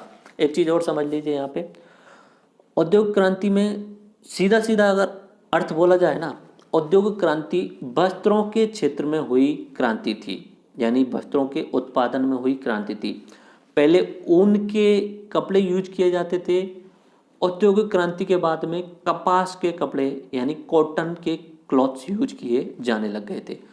तो औद्योगिक क्रांति पूर्ण रूपेण अगर बात की जाए ना तो एक वस्त्र उद्योग में क्रांति आई थी, लेकिन इसके साथ साथ में कृषि में भी क्रांति हुई, परिवहन में क्रांति हुई और चीज़ों में भी क्रांति हुई। मेन जो क्रांति हुई थी वो वस्त्रों के क्षेत्र में क्रांति हुई। तो देख लेते हैं कपास की जो क्रांति कैसे हुई। ऊन से चेंज हो रहे हैं कपास की ओर। देखो शुरुआत में जो ऊन का एक्सपोर्ट था वो कॉटन के एक्सपोर्ट से 30 गुना ज़्यादा था। 1760 एडी की बात कर रहा हूँ, 1750 के आसपास में ऊन का ही उत्पादन ज़्यादा होता था। ऊन के ही जो उत्पाद बनते थे उन्हें ही दूसरी जगहों पे भेजा जाता था, ठीक है। कॉटन के उत्पाद उतने ज़्यादा नहीं होते थे। कॉटन ने पहली बार इंडस्ट्रियल रिवोल्यूशन को फील किया था, कॉटन ने यानी कपास ने। उस समय अपर क्लास में चेंज हो रहा था फैशन में, उनके में वो एक नए तरीके के कपड़े चाहते थे और पॉपुलेशन बढ़ रही थी। पॉपुलेशन बढ़ रही थी तो अधिक उत्पादन चाहिए होता था कपड़ों के लिए। और उसी समय कुछ नई मशीनों का आविष्कार हो गया, जैसे फ्लाइंग शटल का आविष्कार कर दिया जॉन के द्वारा, स्पिनिंग जेनी का आविष्कार कर दिया गया जेम्स हारग्रीव के द्वारा, वाटर फ्रेम का आविष्कार कर दिया गया रिचर्ड आर्कराइट के द्वारा, ठीक है, रिचर्ड आर्कराइट के द्वारा, और क्रॉम्पटन म्यूल का आविष्कार कर दिया गया है सैमुअल क्रॉम्पटन के द्वारा। तो ये अलग अलग ये जो अलग अलग नए आविष्कार हैं ये सिर्फ सभी जो है वो कपड़ा यानी कपास कपड़ा क्रांति में सहायक भूमिका निभाने वाले हैं, ठीक है। और 1782 में एक सबसे ज़्यादा इंपॉर्टेंट आविष्कार हो गया जेम्स वाट का स्टीम इंजन, ठीक है। ये रिफाइंड हो गया था उस समय, ओके। तो मोस्ट इंपॉर्टेंट इन्वेंशन है और ये कोयला आधारित है, कोयला पे ये चलता है, ये जेम्स इंजन है। इससे क्या हो गया कि टर्न शाफ्ट को घुमाया जा सकता था, यानी मशीन टोटली ऑटोमेटेड हो गई। यहाँ पे सबसे इम्पोर्टेंट ये आता है जेम्स वाट का। पूरी औद्योगिक क्रांति का अगर चित्र बनाने की कोशिश की जाती है ना तो उसमें एक चित्र अगर डाल सकते हो आप तो वो डाल सकते हो जेम्स वाट का भाप का इंजन। उससे क्या हुआ, उससे पहले जितने भी होता था उसमें कहीं ना कहीं मनुष्य को अपना हाथ या कुछ ना कुछ शारीरिक श्रम करना होता था। जेम्स वाट ऐसा था जो मनुष्य के बिना पहिए को घुमा सकता था, शाफ्ट को घुमा सकता था। शाफ्ट का घूम जाना मतलब ऑटोमेटिक सिस्टम हो जाना। आपकी जो गाड़ी चलती है, मोटरसाइकिल जो चलती है, सब के सब ऑटोमेटेड सिस्टम। पंखा जो घूमता है वो शाफ्ट घूमने के ऊपर होता है। मतलब कोई ऐसी मशीन का ऑटोमेटेड घुमाना जिसमें मनुष्य को हाथ नहीं लगाना है। और वहाँ पे जो जेम्स वाट का जो इंजन घूम रहा है वो घूम रहा है कोल फायर्ड यानी कोयला आधारित है। तो वहाँ पे क्या हो गया है, एक तरीके से सारी चीज़ें ऑटोमेटेड हो गई हैं और पूर्ण रूप से यहाँ पे परिवर्तन आ गया है। तो देखो दो चीज़ आप याद रखना, एक तो कपड़ा क्रांति थी ये उद्योग क्रांति, और इसमें अगर किसी बड़े आविष्कार का नाम लिया जाए तो जेम्स वाट का भाप का इंजन, ये दो आप याद रख सकते हो, ओके। उसके बाद में क्या हुआ, कुछ और नए आविष्कार हुए, जैसे स्टीम बोट का आविष्कार हुआ, रॉबर्ट फल्टन ने किया। रेल रोड का आविष्कार हुआ, स्टेम्पसन ने किया था, ठीक है। इससे क्या हो गई, ट्रांसपोर्ट क्रांति हो गई, मालवाहन क्रांति हुई। तो इससे ह्यूज इंस्टॉलेशन ऑफ मशीनों का बड़े स्तर पर इंस्टॉलेशन किया जाने लगा। यूएसए से कॉटन की सप्लाई होने लग गई थी और यहाँ पे इंग्लैंड में उस कॉटन सप्लाई आ रही थी, मतलब जो रॉ मटेरियल आ रहा था इन मशीनों में डाला जा रहा था, फैक्ट्रीज में डाला जा रहा था और आउटपुट निकल के आ रहा था finished good export to India and other colonies. Bharat को और अदर कॉलोनी को ये क्या कर रहे थे, एक्सपोर्ट यानी निर्यात कर रहे थे। और यह हो गया more than 50% of British export were refined cotton. ये कब की बात है, 1850 तक आते आते, ओके। देखो 1760 में वूल का एक्सपोर्ट होता था बहुत ज़्यादा, कॉटन का एक्सपोर्ट नहीं होता था इंग्लैंड से बाहर की तरफ। लेकिन यहाँ पे आते आते 1850 तक आते आते क्या हो गया कि कॉटन का उत्पादन ज़्यादा होने लग गया और कॉटन को ही एक्सपोर्ट किया जाने लगा, ओके। अब देखते हैं औद्योगिक क्रांति के क्षेत्र क्या है।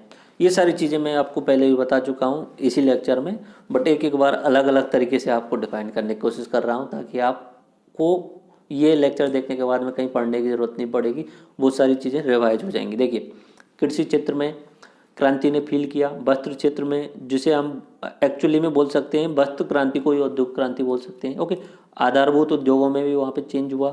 यातायात के क्षेत्र में और संचार के क्षेत्र में क्रांति आई। ये सारे के सारे घटक क्षेत्र थे। ओके, देखिए कृषि क्षेत्र में कैसे हुआ, कृषियों में सुधार हुआ था, जनसंख्या वृद्धि हुई तो उनके लिए खाना चाहिए, खाने के लिए कृषि क्षेत्र में सुधार ज़्यादा किया गया। ओके, कृषि का वाणिज्यीकरण किया कर दिया गया, यानी कृषि का कमर्शियलाइजेशन कर दिया गया। पहले सिर्फ और सिर्फ सर्वाइवल के लिए कृषि की जाती थी, अब क्या है, पैसे कमाने के लिए भी कृषि की जाने लगी। कृषि संबंधित नए आविष्कार हुए, फसल चक्र का आविष्कार हुआ। ओके, बीज बोने की मशीन का आविष्कार हुआ, उन्नत पशुधन हो गया, वैज्ञानिक कृषि की जाने लग गई, रासायनिक खादों का प्रयोग होने लग गया, फसल काटने की मशीन आ गई। तो कृषि के क्षेत्र में पूरा का पूरा क्रांति आ गई। वस्त्र उद्योग, ठीक है, औद्योगिक क्रांति की शुरुआत को वस्त्र उद्योग से ही माना जाता है। मैंने अभी बताया था कि अगर आप एक शब्द में डिफाइन करो तो वस्त्र उद्योगों का मशीनीकरण औद्योगिकरण कहलाता है, इस तरीके से बोल सकते हो। इसमें कुछ इंपॉर्टेंट जो है आविष्कार, वस्त्र उद्योग के क्षेत्र में फ्लाइंग शटल का आविष्कार जॉन के द्वारा, एक प्रकार की बुनाई मशीन होती है। 1764 में स्पिनिंग जेनी जेम्स हारग्रीव के द्वारा।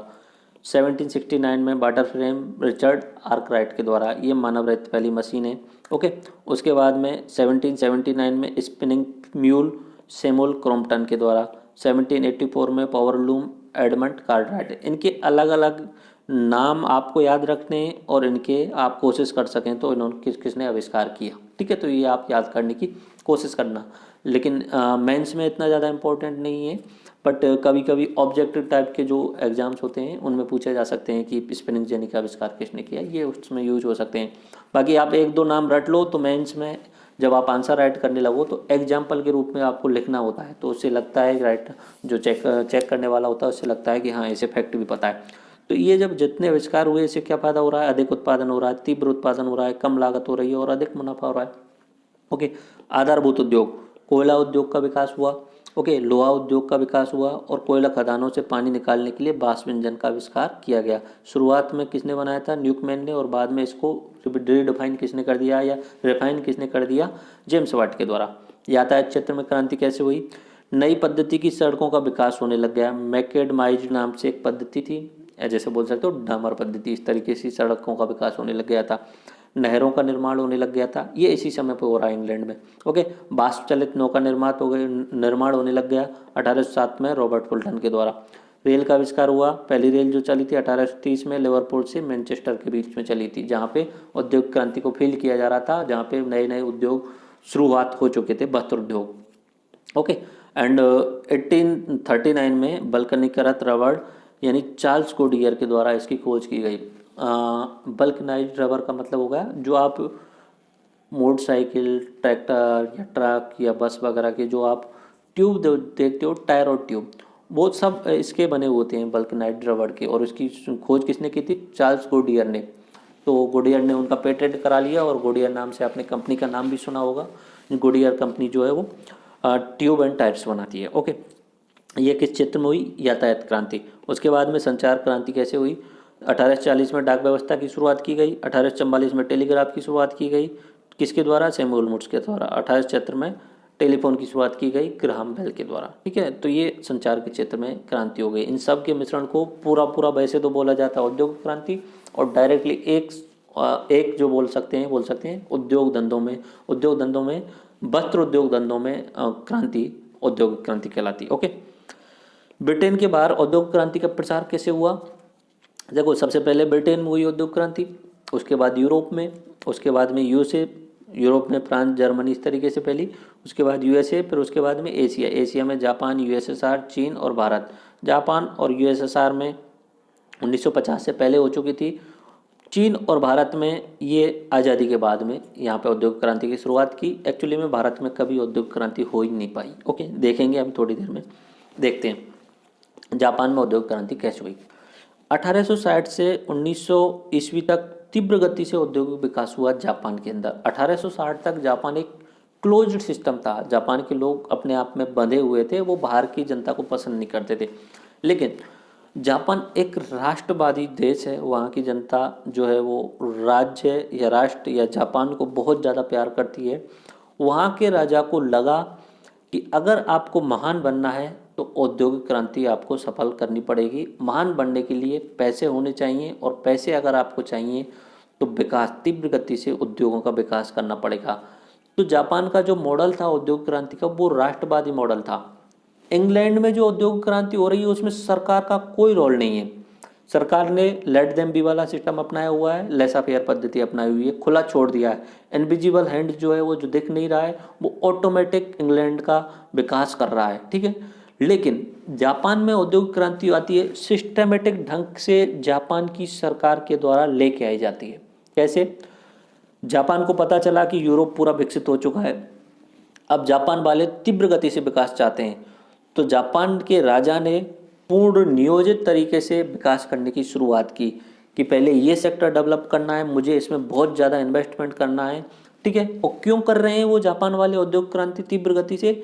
क्योंकि जापान के राजा को समझ में आ चुका था कि अगर आपको मजबूत राष्ट्र बनना है तो मजबूत अर्थव्यवस्था होनी चाहिए, और मजबूत अर्थव्यवस्था का आज के समय पे जो बेस्ट एग्जांपल है वो औद्योगिक क्रांति में सफल हो जाना, ठीक है। तो जापान का राष्ट्रवादी मॉडल था, औद्योगिक क्रांति में सरकार ने सक्रिय भूमिका निभाई। मजबूत अर्थव्यवस्था मतलब मजबूत यानी महान राष्ट्र, ओके। तो सरकार द्वारा क्या क्या कदम उठाए गए, देखिए, वाणिज्यिक कृषि को बढ़ावा दिया गया, यानी कृषि जो है वो कमर्शलाइज कर दी गई, ठीक है। उसके अलावा आधारभूत संरचना का विकास किया गया, सरकार के द्वारा पैसा डाल करके सरकार के द्वारा आधारभूत संरचना का विकास किया गया, सड़कों का, रेलवे का, इस तरीके से नहरों का विकास किया गया।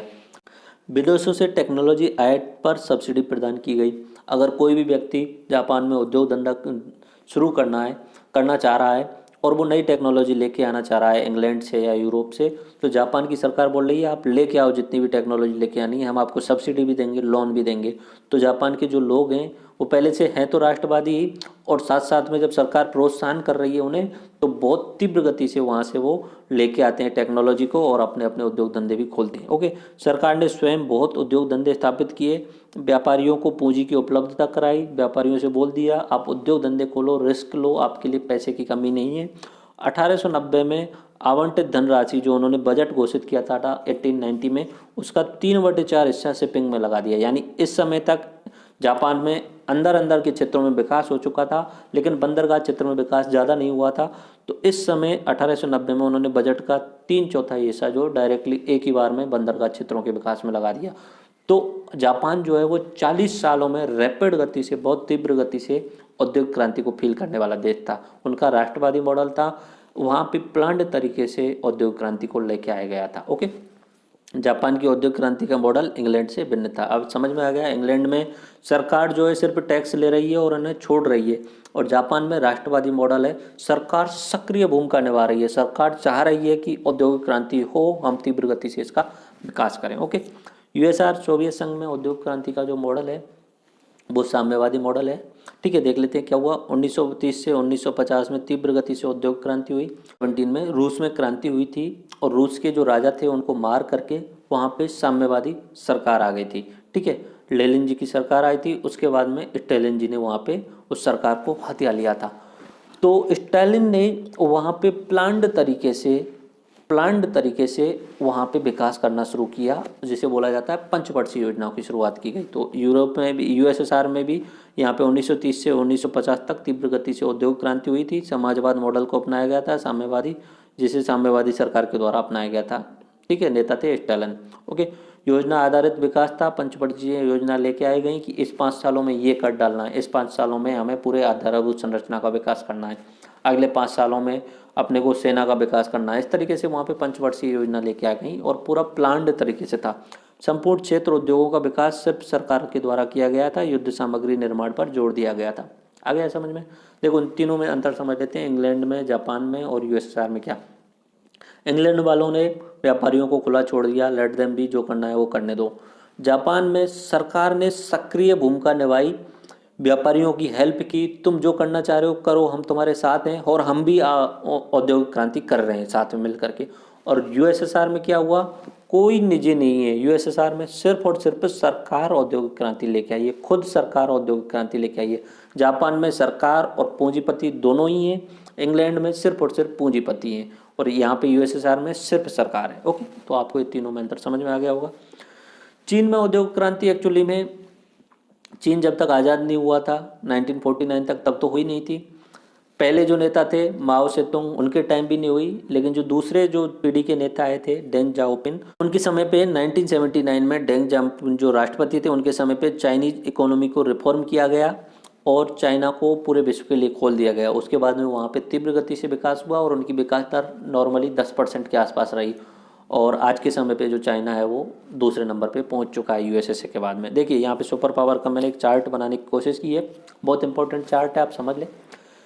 सन 1700 तक पूरे विश्व में अगर सुपर पावर देशों की बात की जाए जो पूरे विश्व में पैसों के मामले में और सैनिक शक्ति के मामले में सबसे ऊपर रहते थे, उनकी बात की जाए तो पहले नंबर पे भारत आता था, चीन आता था, उसके बाद में यूरोपीय देश आते थे। अमेरिका तो था ही नहीं उस समय पे। ओके, अमेरिका तो था ही नहीं एक्चुअली में उस समय, क्योंकि अमेरिका का इतिहास बाद में पढ़ेंगे तो आपको समझ में आ जाएगा क्यों नहीं था। ओके, 1850 में आते आते जब औद्योगिक क्रांति हो गई तो यूनाइटेड किंगडम पहले नंबर पे आ गया, उसके बाद में जर्मनी और फ्रांस आ गए। ये किसका परिणाम था? औद्योगिक क्रांति का।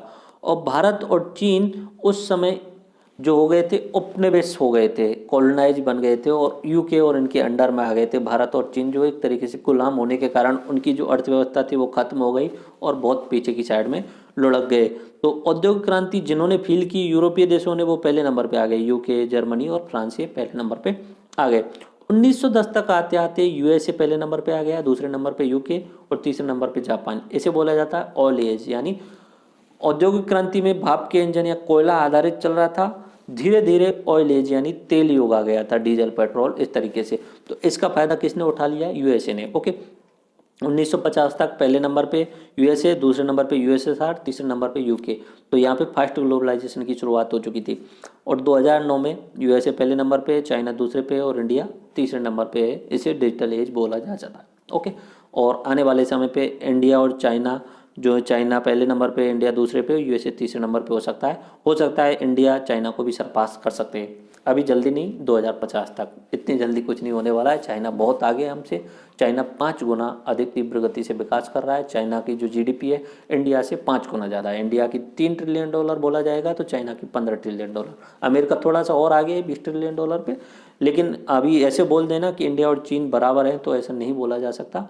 चाइना बहुत आगे है, लेकिन इंडिया अगर ग्रोथ करेगा, IR 4.0 आ रहा है, इंडस्ट्रियल रेवोल्यूशन 4 आ रहा है, उसमें अगर सक्रिय भूमिका निभाता है इंडिया, तो हो सकता है 2050 तक आते आते हम चाइना के आसपास में पहुंच जाएंगे। देखो ये एक फेमस इकोनॉमिस्ट थे एंगस मैडिसन, तो उन्होंने ये चार्ट बनाया था, पूरी वर्ल्ड हिस्ट्री में इकोनॉमिक्स चार्ट बनाया था। तो देखिए ये मैं आपको बता देता हूँ, कोशिश करता हूँ आपको क्लियरली समझाने की।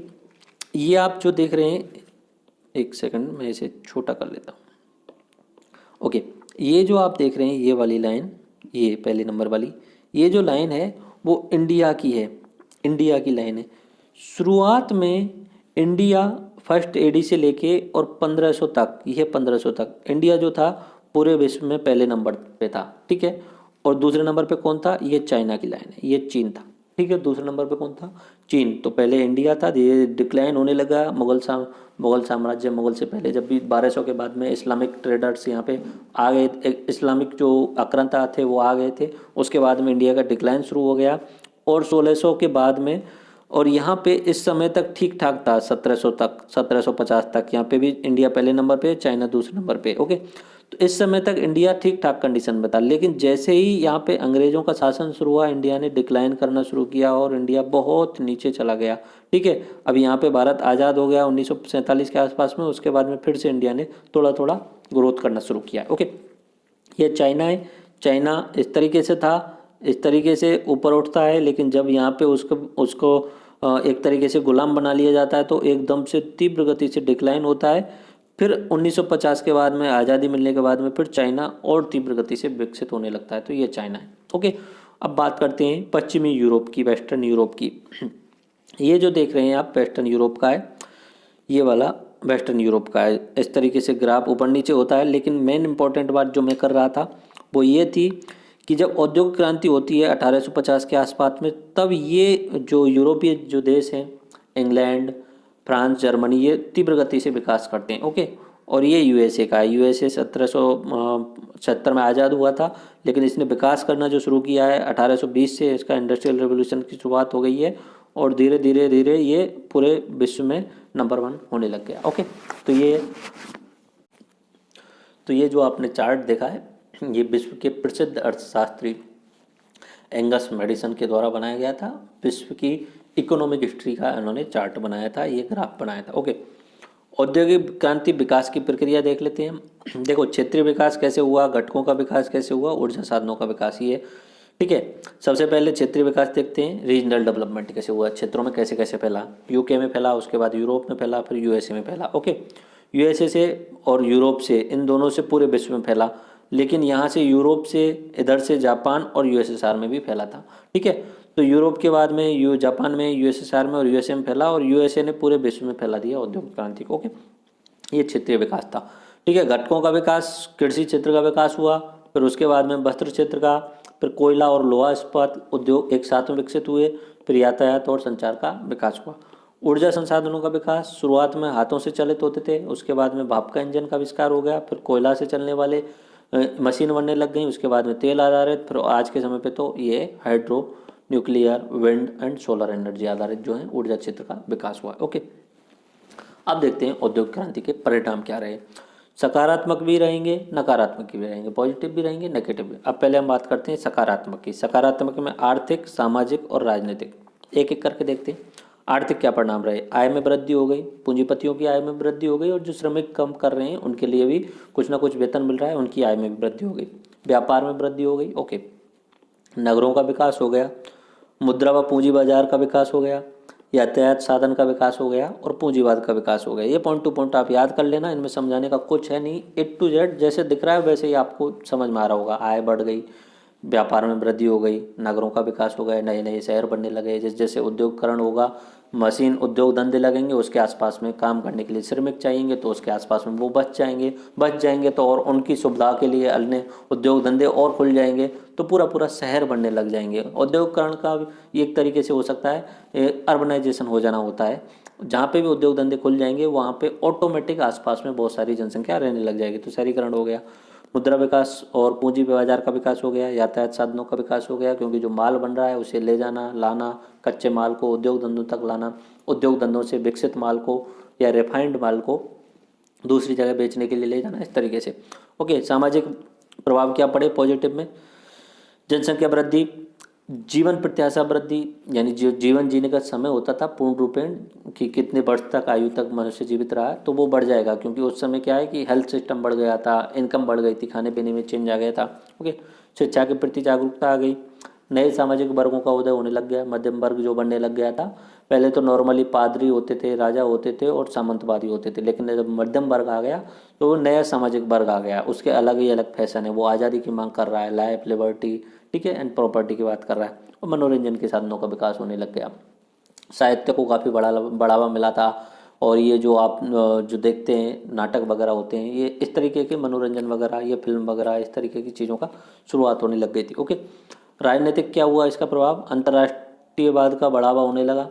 पहले तो क्या होता था कि अलग अलग होते थे, साइलोज में होते थे सारे देश। जब व्यापार तीव्र होता है तो सब देश एक दूसरे से कनेक्ट होने लगते हैं व्यापार के लिए, फायदे के लिए, आपस में फायदे के लिए, ठीक है। अंतर्राष्ट्रीयवाद में बढ़ावा मिलने लगा, शहरों की ओर पलायन होने लगा, समाज दो वर्गों में विभाजित होने लग गया। समाज दो वर्गों में किस तरीके से विभाजित होने लग गया, उस समय एक नई विचारधारा आने लग गई थी, और वो विचारधारा थी कार्ल मार्क्स की, साम्यवाद की विचारधारा।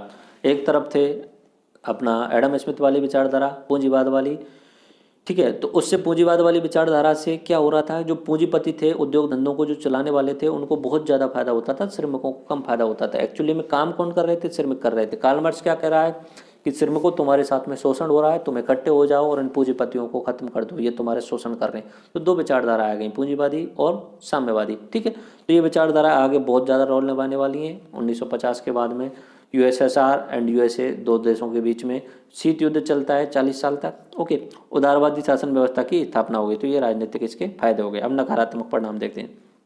आर्थिक, राजनीतिक और आर्थिक, सामाजिक और राजनीतिक तीनों देखेंगे।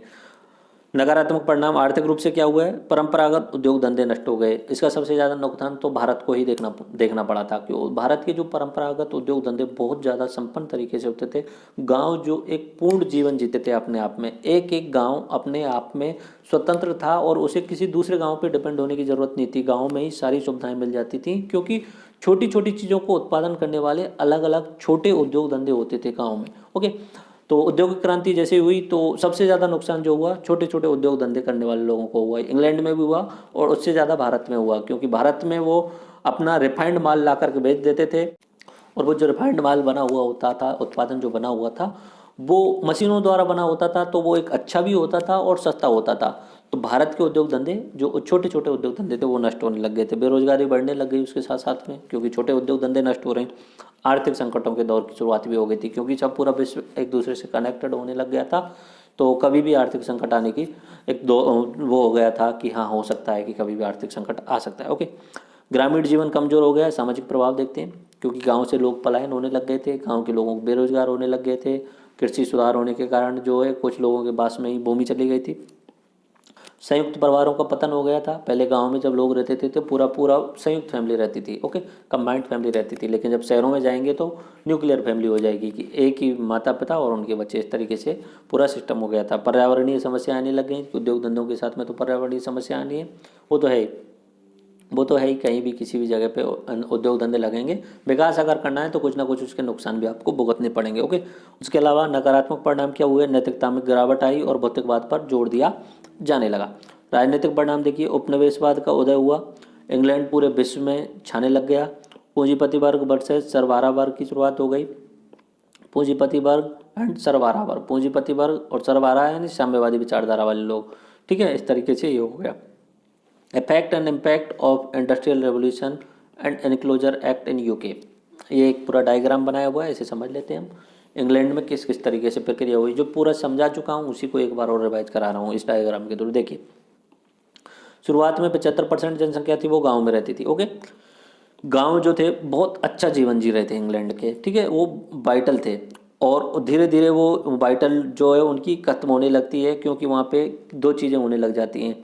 एक तो वहाँ पे कृषि सुधार होने लग जाती है, और जो गांव से शहरों से जो व्यापारी आते थे वो छोड़ करके फिर से शहरों की ओर चले जाते हैं। तो गांव का जीवन जो है वो एक तरीके से वो उनका जो जीवंतता है वो खत्म होने लगती है। तो फिर गांव के लोग का क्या कर रहे हैं, शहरों की तरफ माइग्रेंट हो रहे हैं। शहरों में क्या मिल रहा है, वर्क फोर्स फॉर फैक्ट्रीज के लिए वर्क फोर्स मिल रहा है। इससे इस फैक्ट्रीज में क्या प्रॉब्लम आ रही है, यहाँ पे इन जो लोग हैं उनको लॉन्ग आवर्स काम करना पड़ रहा है और उनको लिए बहुत कम वेतन दिया जाता है। ओके, और ये सब पैसे उन्हें आवश्यक होते हैं तो उन्हें करना पड़ रहा है। ओके, और इस पैसे के लिए औरतों और बच्चों के साथ में भी, बच्चों को भी काम करवाया जाता है। बच्चों को भी बहुत बुरे तरीके से प्रताड़ित किया गया था। अच्छा, यहाँ पे एक बात मैं आपको बता देता हूँ, औद्योगिक क्रांति से इंग्लैंड को फायदा भी हुआ था और उसके साथ साथ में बहुत सारे नुकसान भी हुए थे। जैसे बोलते हैं ना, इंग्लैंड वालों ने भारत का शोषण किया। इंग्लैंड वालों ने सिर्फ भारत का शोषण नहीं किया, इंग्लैंड वालों ने अपनी जनता का भी बहुत बुरे तरीके से शोषण किया था। ये जो औद्योगिक क्रांति हुई थी ना, ये गरीब लोगों के शोषण पर ही हुई थी। उन गरीब लोगों के साथ में बहुत ज़्यादा अत्याचार हुए थे। बहुत तो लॉन्ग आवर तक उन्हें फैक्ट्रियों में काम करवाया जाता था, पैसे के नाम पे नाम मात्र पैसे दिए जाते थे। छोटे छोटे बच्चों से काम करवाया जाता था, 10 साल 15 साल 10 साल 12 साल के बच्चों से बहुत काम करवाया जाता था। अब बच्चों से काम इसलिए करवाया जाता था कि उन्हें कम पैसे भी दे सकते थे और उन्हें पीटा भी जा सकता था, बहुत बुरी तरीके से प्रताड़ित किया जाता था। तो एक तरीके से यहाँ पे बहुत सारा नुकसान भी था इंग्लैंड के लिए, एक पूरा सामाजिक सिस्टम जो बदल गया था, तभी तो वो साम्यवाद वाली विचारधारा आई थी। ओके, उसके साथ साथ में ह्यूज एक्सप्लॉयटेशन और पुअर पे, यानी उनका बहुत ज़्यादा बुरे तरीके से शोषण किया जा रहा है और कम पैसे दिए जा रहे हैं, इस तरीके से सिस्टम चल रहा है। ये इम्पैक्ट्स हैं, उस पर क्या प्रभाव पड़ रहे हैं। उसके बाद में ह्यूज प्रॉफिट फॉर ओनर्स, जो मालिक हैं उनके लिए बहुत ज़्यादा फायदा हो रहा है।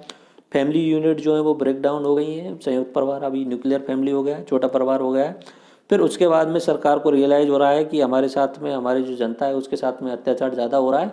तो उसकी स्थिति को सुधारने के लिए गवर्नमेंट पास 9 डिफरेंट फैक्ट्री एक्ट, फैक्ट्रियों में कैसे काम करना है, फैक्ट्रियों में बच्चों को रखना है या नहीं रखना है, शोषण कैसे दूर करना है, उनके लिए कितना पेमेंट देना है, इन सब के लिए सरकार के द्वारा बहुत सारे अलग अलग एक्ट्स लेके आ गए। ओके, यहाँ पे मैंने आपको बताया था कि साहित्य को बढ़ावा मिलता है क्योंकि इनके साथ में अत्याचार ज़्यादा हो रहा है और उस समय पैसे को ज़्यादा महत्व दिया जा रहा है। पैसा पैसा सबसे ज़्यादा इंपॉर्टेंट है, प्यार वगैरह फैमिली वगैरह सब ये अलग हो जाती हैं। तो बहुत सारे अलग अलग लोग हैं जैसे चार्ल्स डिकेंस, जैन ऑस्टिन और ये बहुत सारे नए नए साहित्यकारों का वहाँ पे जन्म हुआ है। लेकिन ये इंपॉर्टेंट नहीं है, बस ये समझाने के लिए। ओके, यहाँ पे एक और मैंने यहाँ पे समझाया हुआ है डायग्राम के थ्रू, इंडस्ट्रियल रेवोल्यूशन का सक्सेस और उसकी जो एक्सट्रीम चरम कैसे हुआ।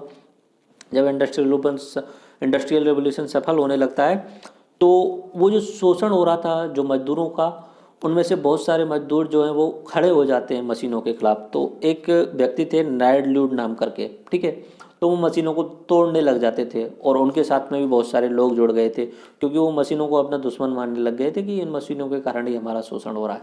तो ये नाम था नाइड ल्यूड। ये मशीनों को तोड़ने लग गए थे, इन्होंने पूरी सेना सी बना ली थी, एक क्रांतिकारी सेना सी बना ली थी कि मशीनों को तोड़ना है, ख़त्म करना है हमारा शोषण।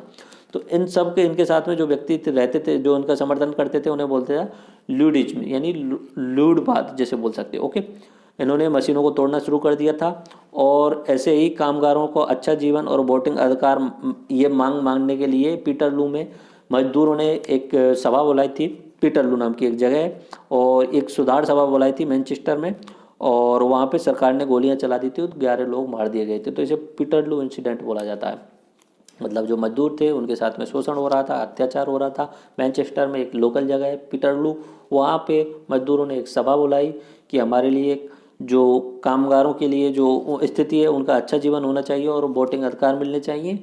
वहाँ पे सरकार ने गोली चलवा दी और सरकार की आंकड़ों के अनुसार 11 लोग मरे, हो सकता है ज़्यादा लोग मरे हों, ठीक है। तो इंग्लैंड वाली मैंने बात बोली थी अभी आपसे, इंग्लैंड ने सिर्फ भारत का ही शोषण नहीं किया, अपनी जनता का भी शोषण किया है। जैसे जलियांवाला हत्याकांड था ऐसे ही सेम टू सेम हत्याकांड यहाँ पे भी कर दिया उन्होंने, अपने ही लोगों को मारा है। ओके, 1828 में वहाँ पे पूरे विश्व में पुलिस सिस्टम जो है उसकी शुरुआत जो होती है वो एक तरीके से इंग्लैंड से ही होती है।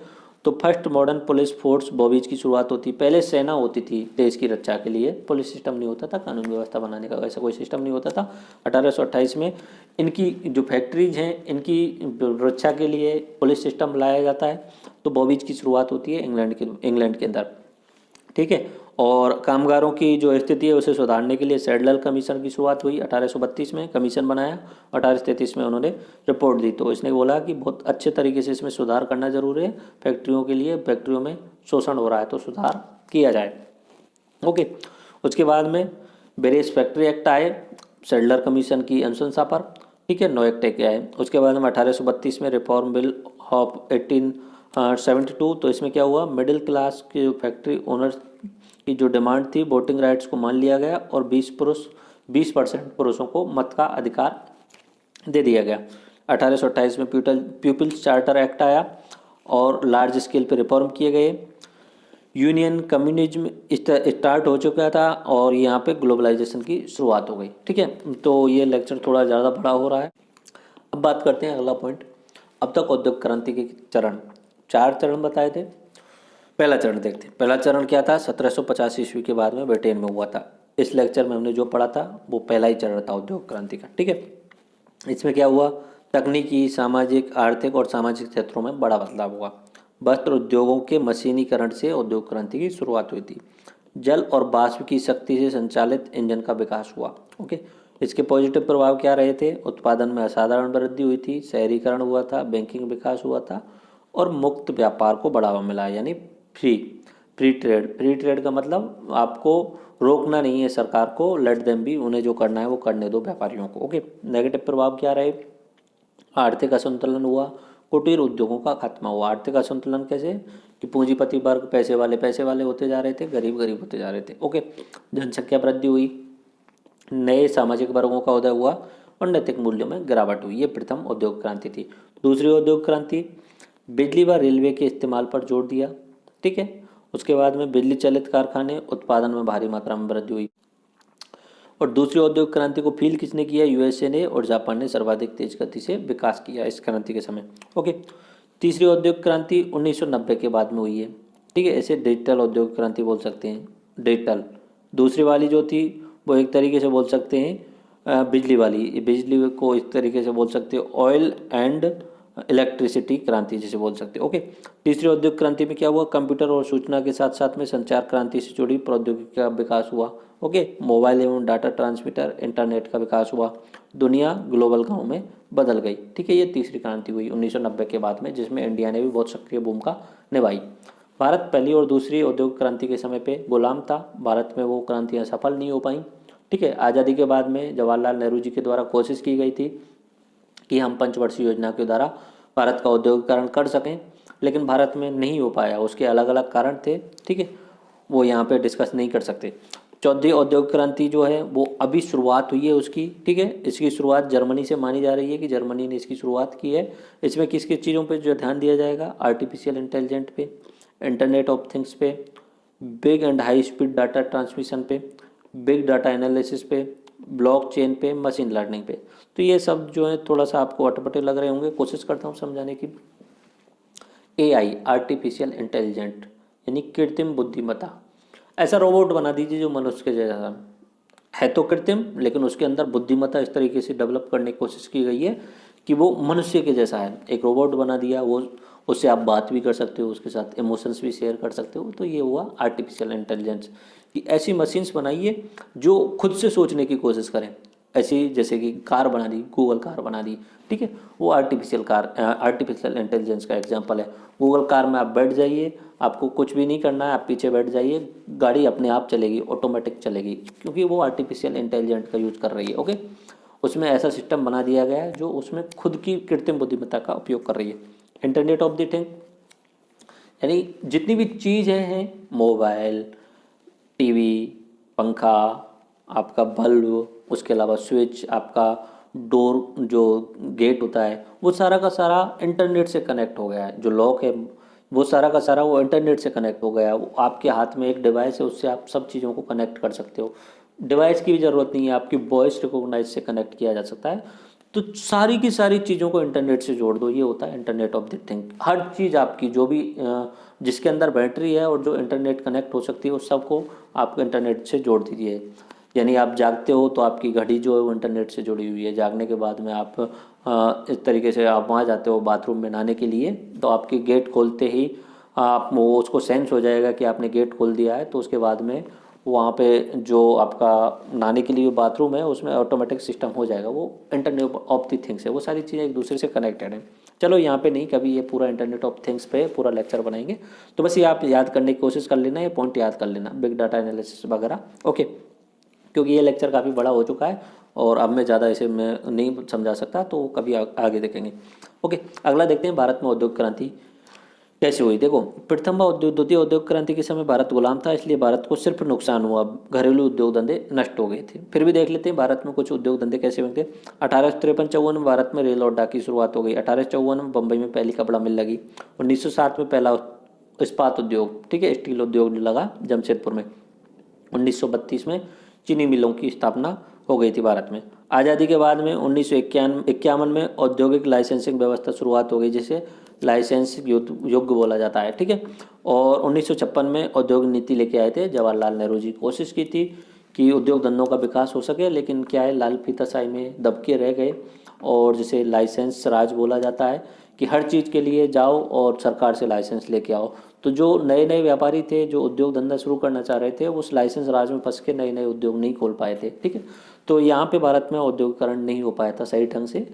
और आज के समय पे अगर बात की जाए तो भारत की जो पूरी इकोनॉमी है उसमें 14% तो है अपनी खेती का हिस्सा, उसके अलावा 25%, 26% जो है वो सेकंड सेक्टर जैसे उद्योग धंधे बोलते जाते हैं उसका हिस्सा, बाकी 60% जो है वो सर्विस सेक्टर का हिस्सा। ओके, उसके बाद में 1991 में नई इकोनॉमिक पॉलिसी लेके आया गया अपने पीवी नरसिंह राव के द्वारा। औद्योगिक उस तरीके से LPG, liberalisation, privatisation and globalisation. Manmohan Singh ji उस समय अर्थशास्त्री या उस समय वित्त मंत्री थे मनमोहन सिंह जी, और कॉमर्स मंत्री थे अपने प्रणब मुखर्जी थे। 1991 में एलपीजी लेके आया गया था। तृतीय औद्योगिक क्रांति में भारत ने सक्रिय भूमिका निभाई कंप्यूटर और संचार क्रांति में। और भारत में आउटसोर्सिंग, सॉफ्टवेयर आउटसोर्सिंग जो है वो एक तरीके से मान सकते हो विश्व में दी बेस्ट है। अमेरिका की कंपनियों के लिए भी भारत से ही काम हो रहा है। अमेरिका में जितने भी सॉफ्टवेयर बन रहे हैं उसमें से ज़्यादातर भारत से ही बन के जा रहे हैं। ओके, और एक जो आप सुनते होंगे कॉल सेंटर, अमेरिका की जो सर्विसेज हैं उनके लिए कॉल सेंटर इंडिया में स्थापित हैं।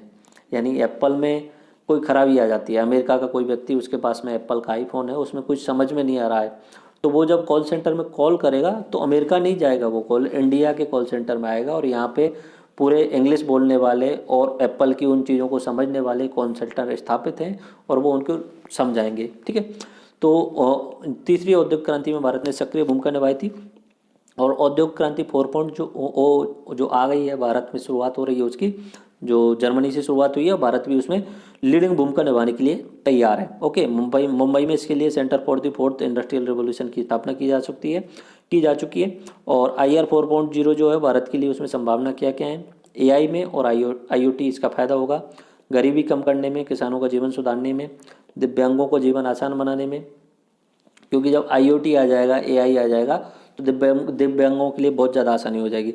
एंड स्वास्थ्य सुविधा बेहतर किया जा सकता है, स्वास्थ्य खर्च कम होगा, सरकारी सेवाओं और प्राकृतिक संसाधनों का प्रबंधन अच्छे से होगा, पारदर्शिता बढ़ाने में, भ्रष्टाचार से लड़ने में मदद कर सकता है। ड्रोन के विभिन्न उपयोग हैं, UAW अनमैन्ड AR व्हीकल, इस तरीके से। ठीक है, तो ड्रोन के उपयोग तो आप जानते ही हो, बहुत सारे उपयोग हैं ड्रोन, और ये मूवी आपने देखी होगी तो पता चल गया होगा उसमें। ओके, शिक्षा जगत में क्रांति आ सकती है इससे, टेली एजुकेशन जिसे बोल सकता है। तो ये IR 4.0 है, इसमें भारत तैयार है, ये पॉइंट आप याद कर लेना, पूछा जा सकता है IR 4.0 के क्या फ़ायदे हैं। ठीक है, तो ये इस तरीके से हम इंडस्ट्रियल रेवोल्यूशन पूरा कर लिया है। एक बार फिर से देखते हैं रिवाइज में क्या कह रहे। ओवरव्यू, तात्पर्य समझा, उद्योग धंधों की शुरुआत हुई औद्योगिकरण में, यानी उत्पादन का मशीनीकरण, वस्त्र उत्पादन का मशीनीकरण क्या कहलाता है, औद्योगिक क्रांति। कब हुआ था, 1750 से 1850 के आसपास में शुरुआत कहाँ हुई थी, इंग्लैंड में। कब, ये समझ में आ गया, कहाँ, इंग्लैंड में। कैसे हुआ, सब बताया था मैंने आपको, कृषि सुधार हुए थे, उद्योग धंधों में किस किस तरीके से चेंज हुए, कुछ आविष्कार हुए, किस किस तरीके से आविष्कार हुए। ओके, इसमें सहायक कारक जो थे, जनसंख्या का बढ़ना और वो सारे कारक मैंने आपको बताए थे। क्षेत्र बताए थे, क्षेत्रीय विकास मैंने बताया था आपका, इंग्लैंड से यूरोप, यूरोप से USA के बाद में जापान और USSR। ओके, घटकों का विकास मैंने आपको बताया था। ओके, ऊर्जा साधनों का विकास मैंने बताया था। औद्योगिक क्रांति की शुरुआत ब्रिटेन में ही क्यों, ये आपको बताया था। कृषक समुदायों का पलायन, क्रांति में टेक्नोलॉजी, फैक्ट्री व्यवस्था। ओके, पहले ऊन में था, उसके बाद में कपास में ब्रिटेन जो है वो उसका वर्चस्व स्थापित हो गया। औद्योगिक क्रांति के पॉजिटिव और नेगेटिव परिणाम दोनों ही बताए थे। ब्रिटेन के बाहर कैसे प्रसारण हुआ, जापान, USSR, सब आपको मैंने बताया।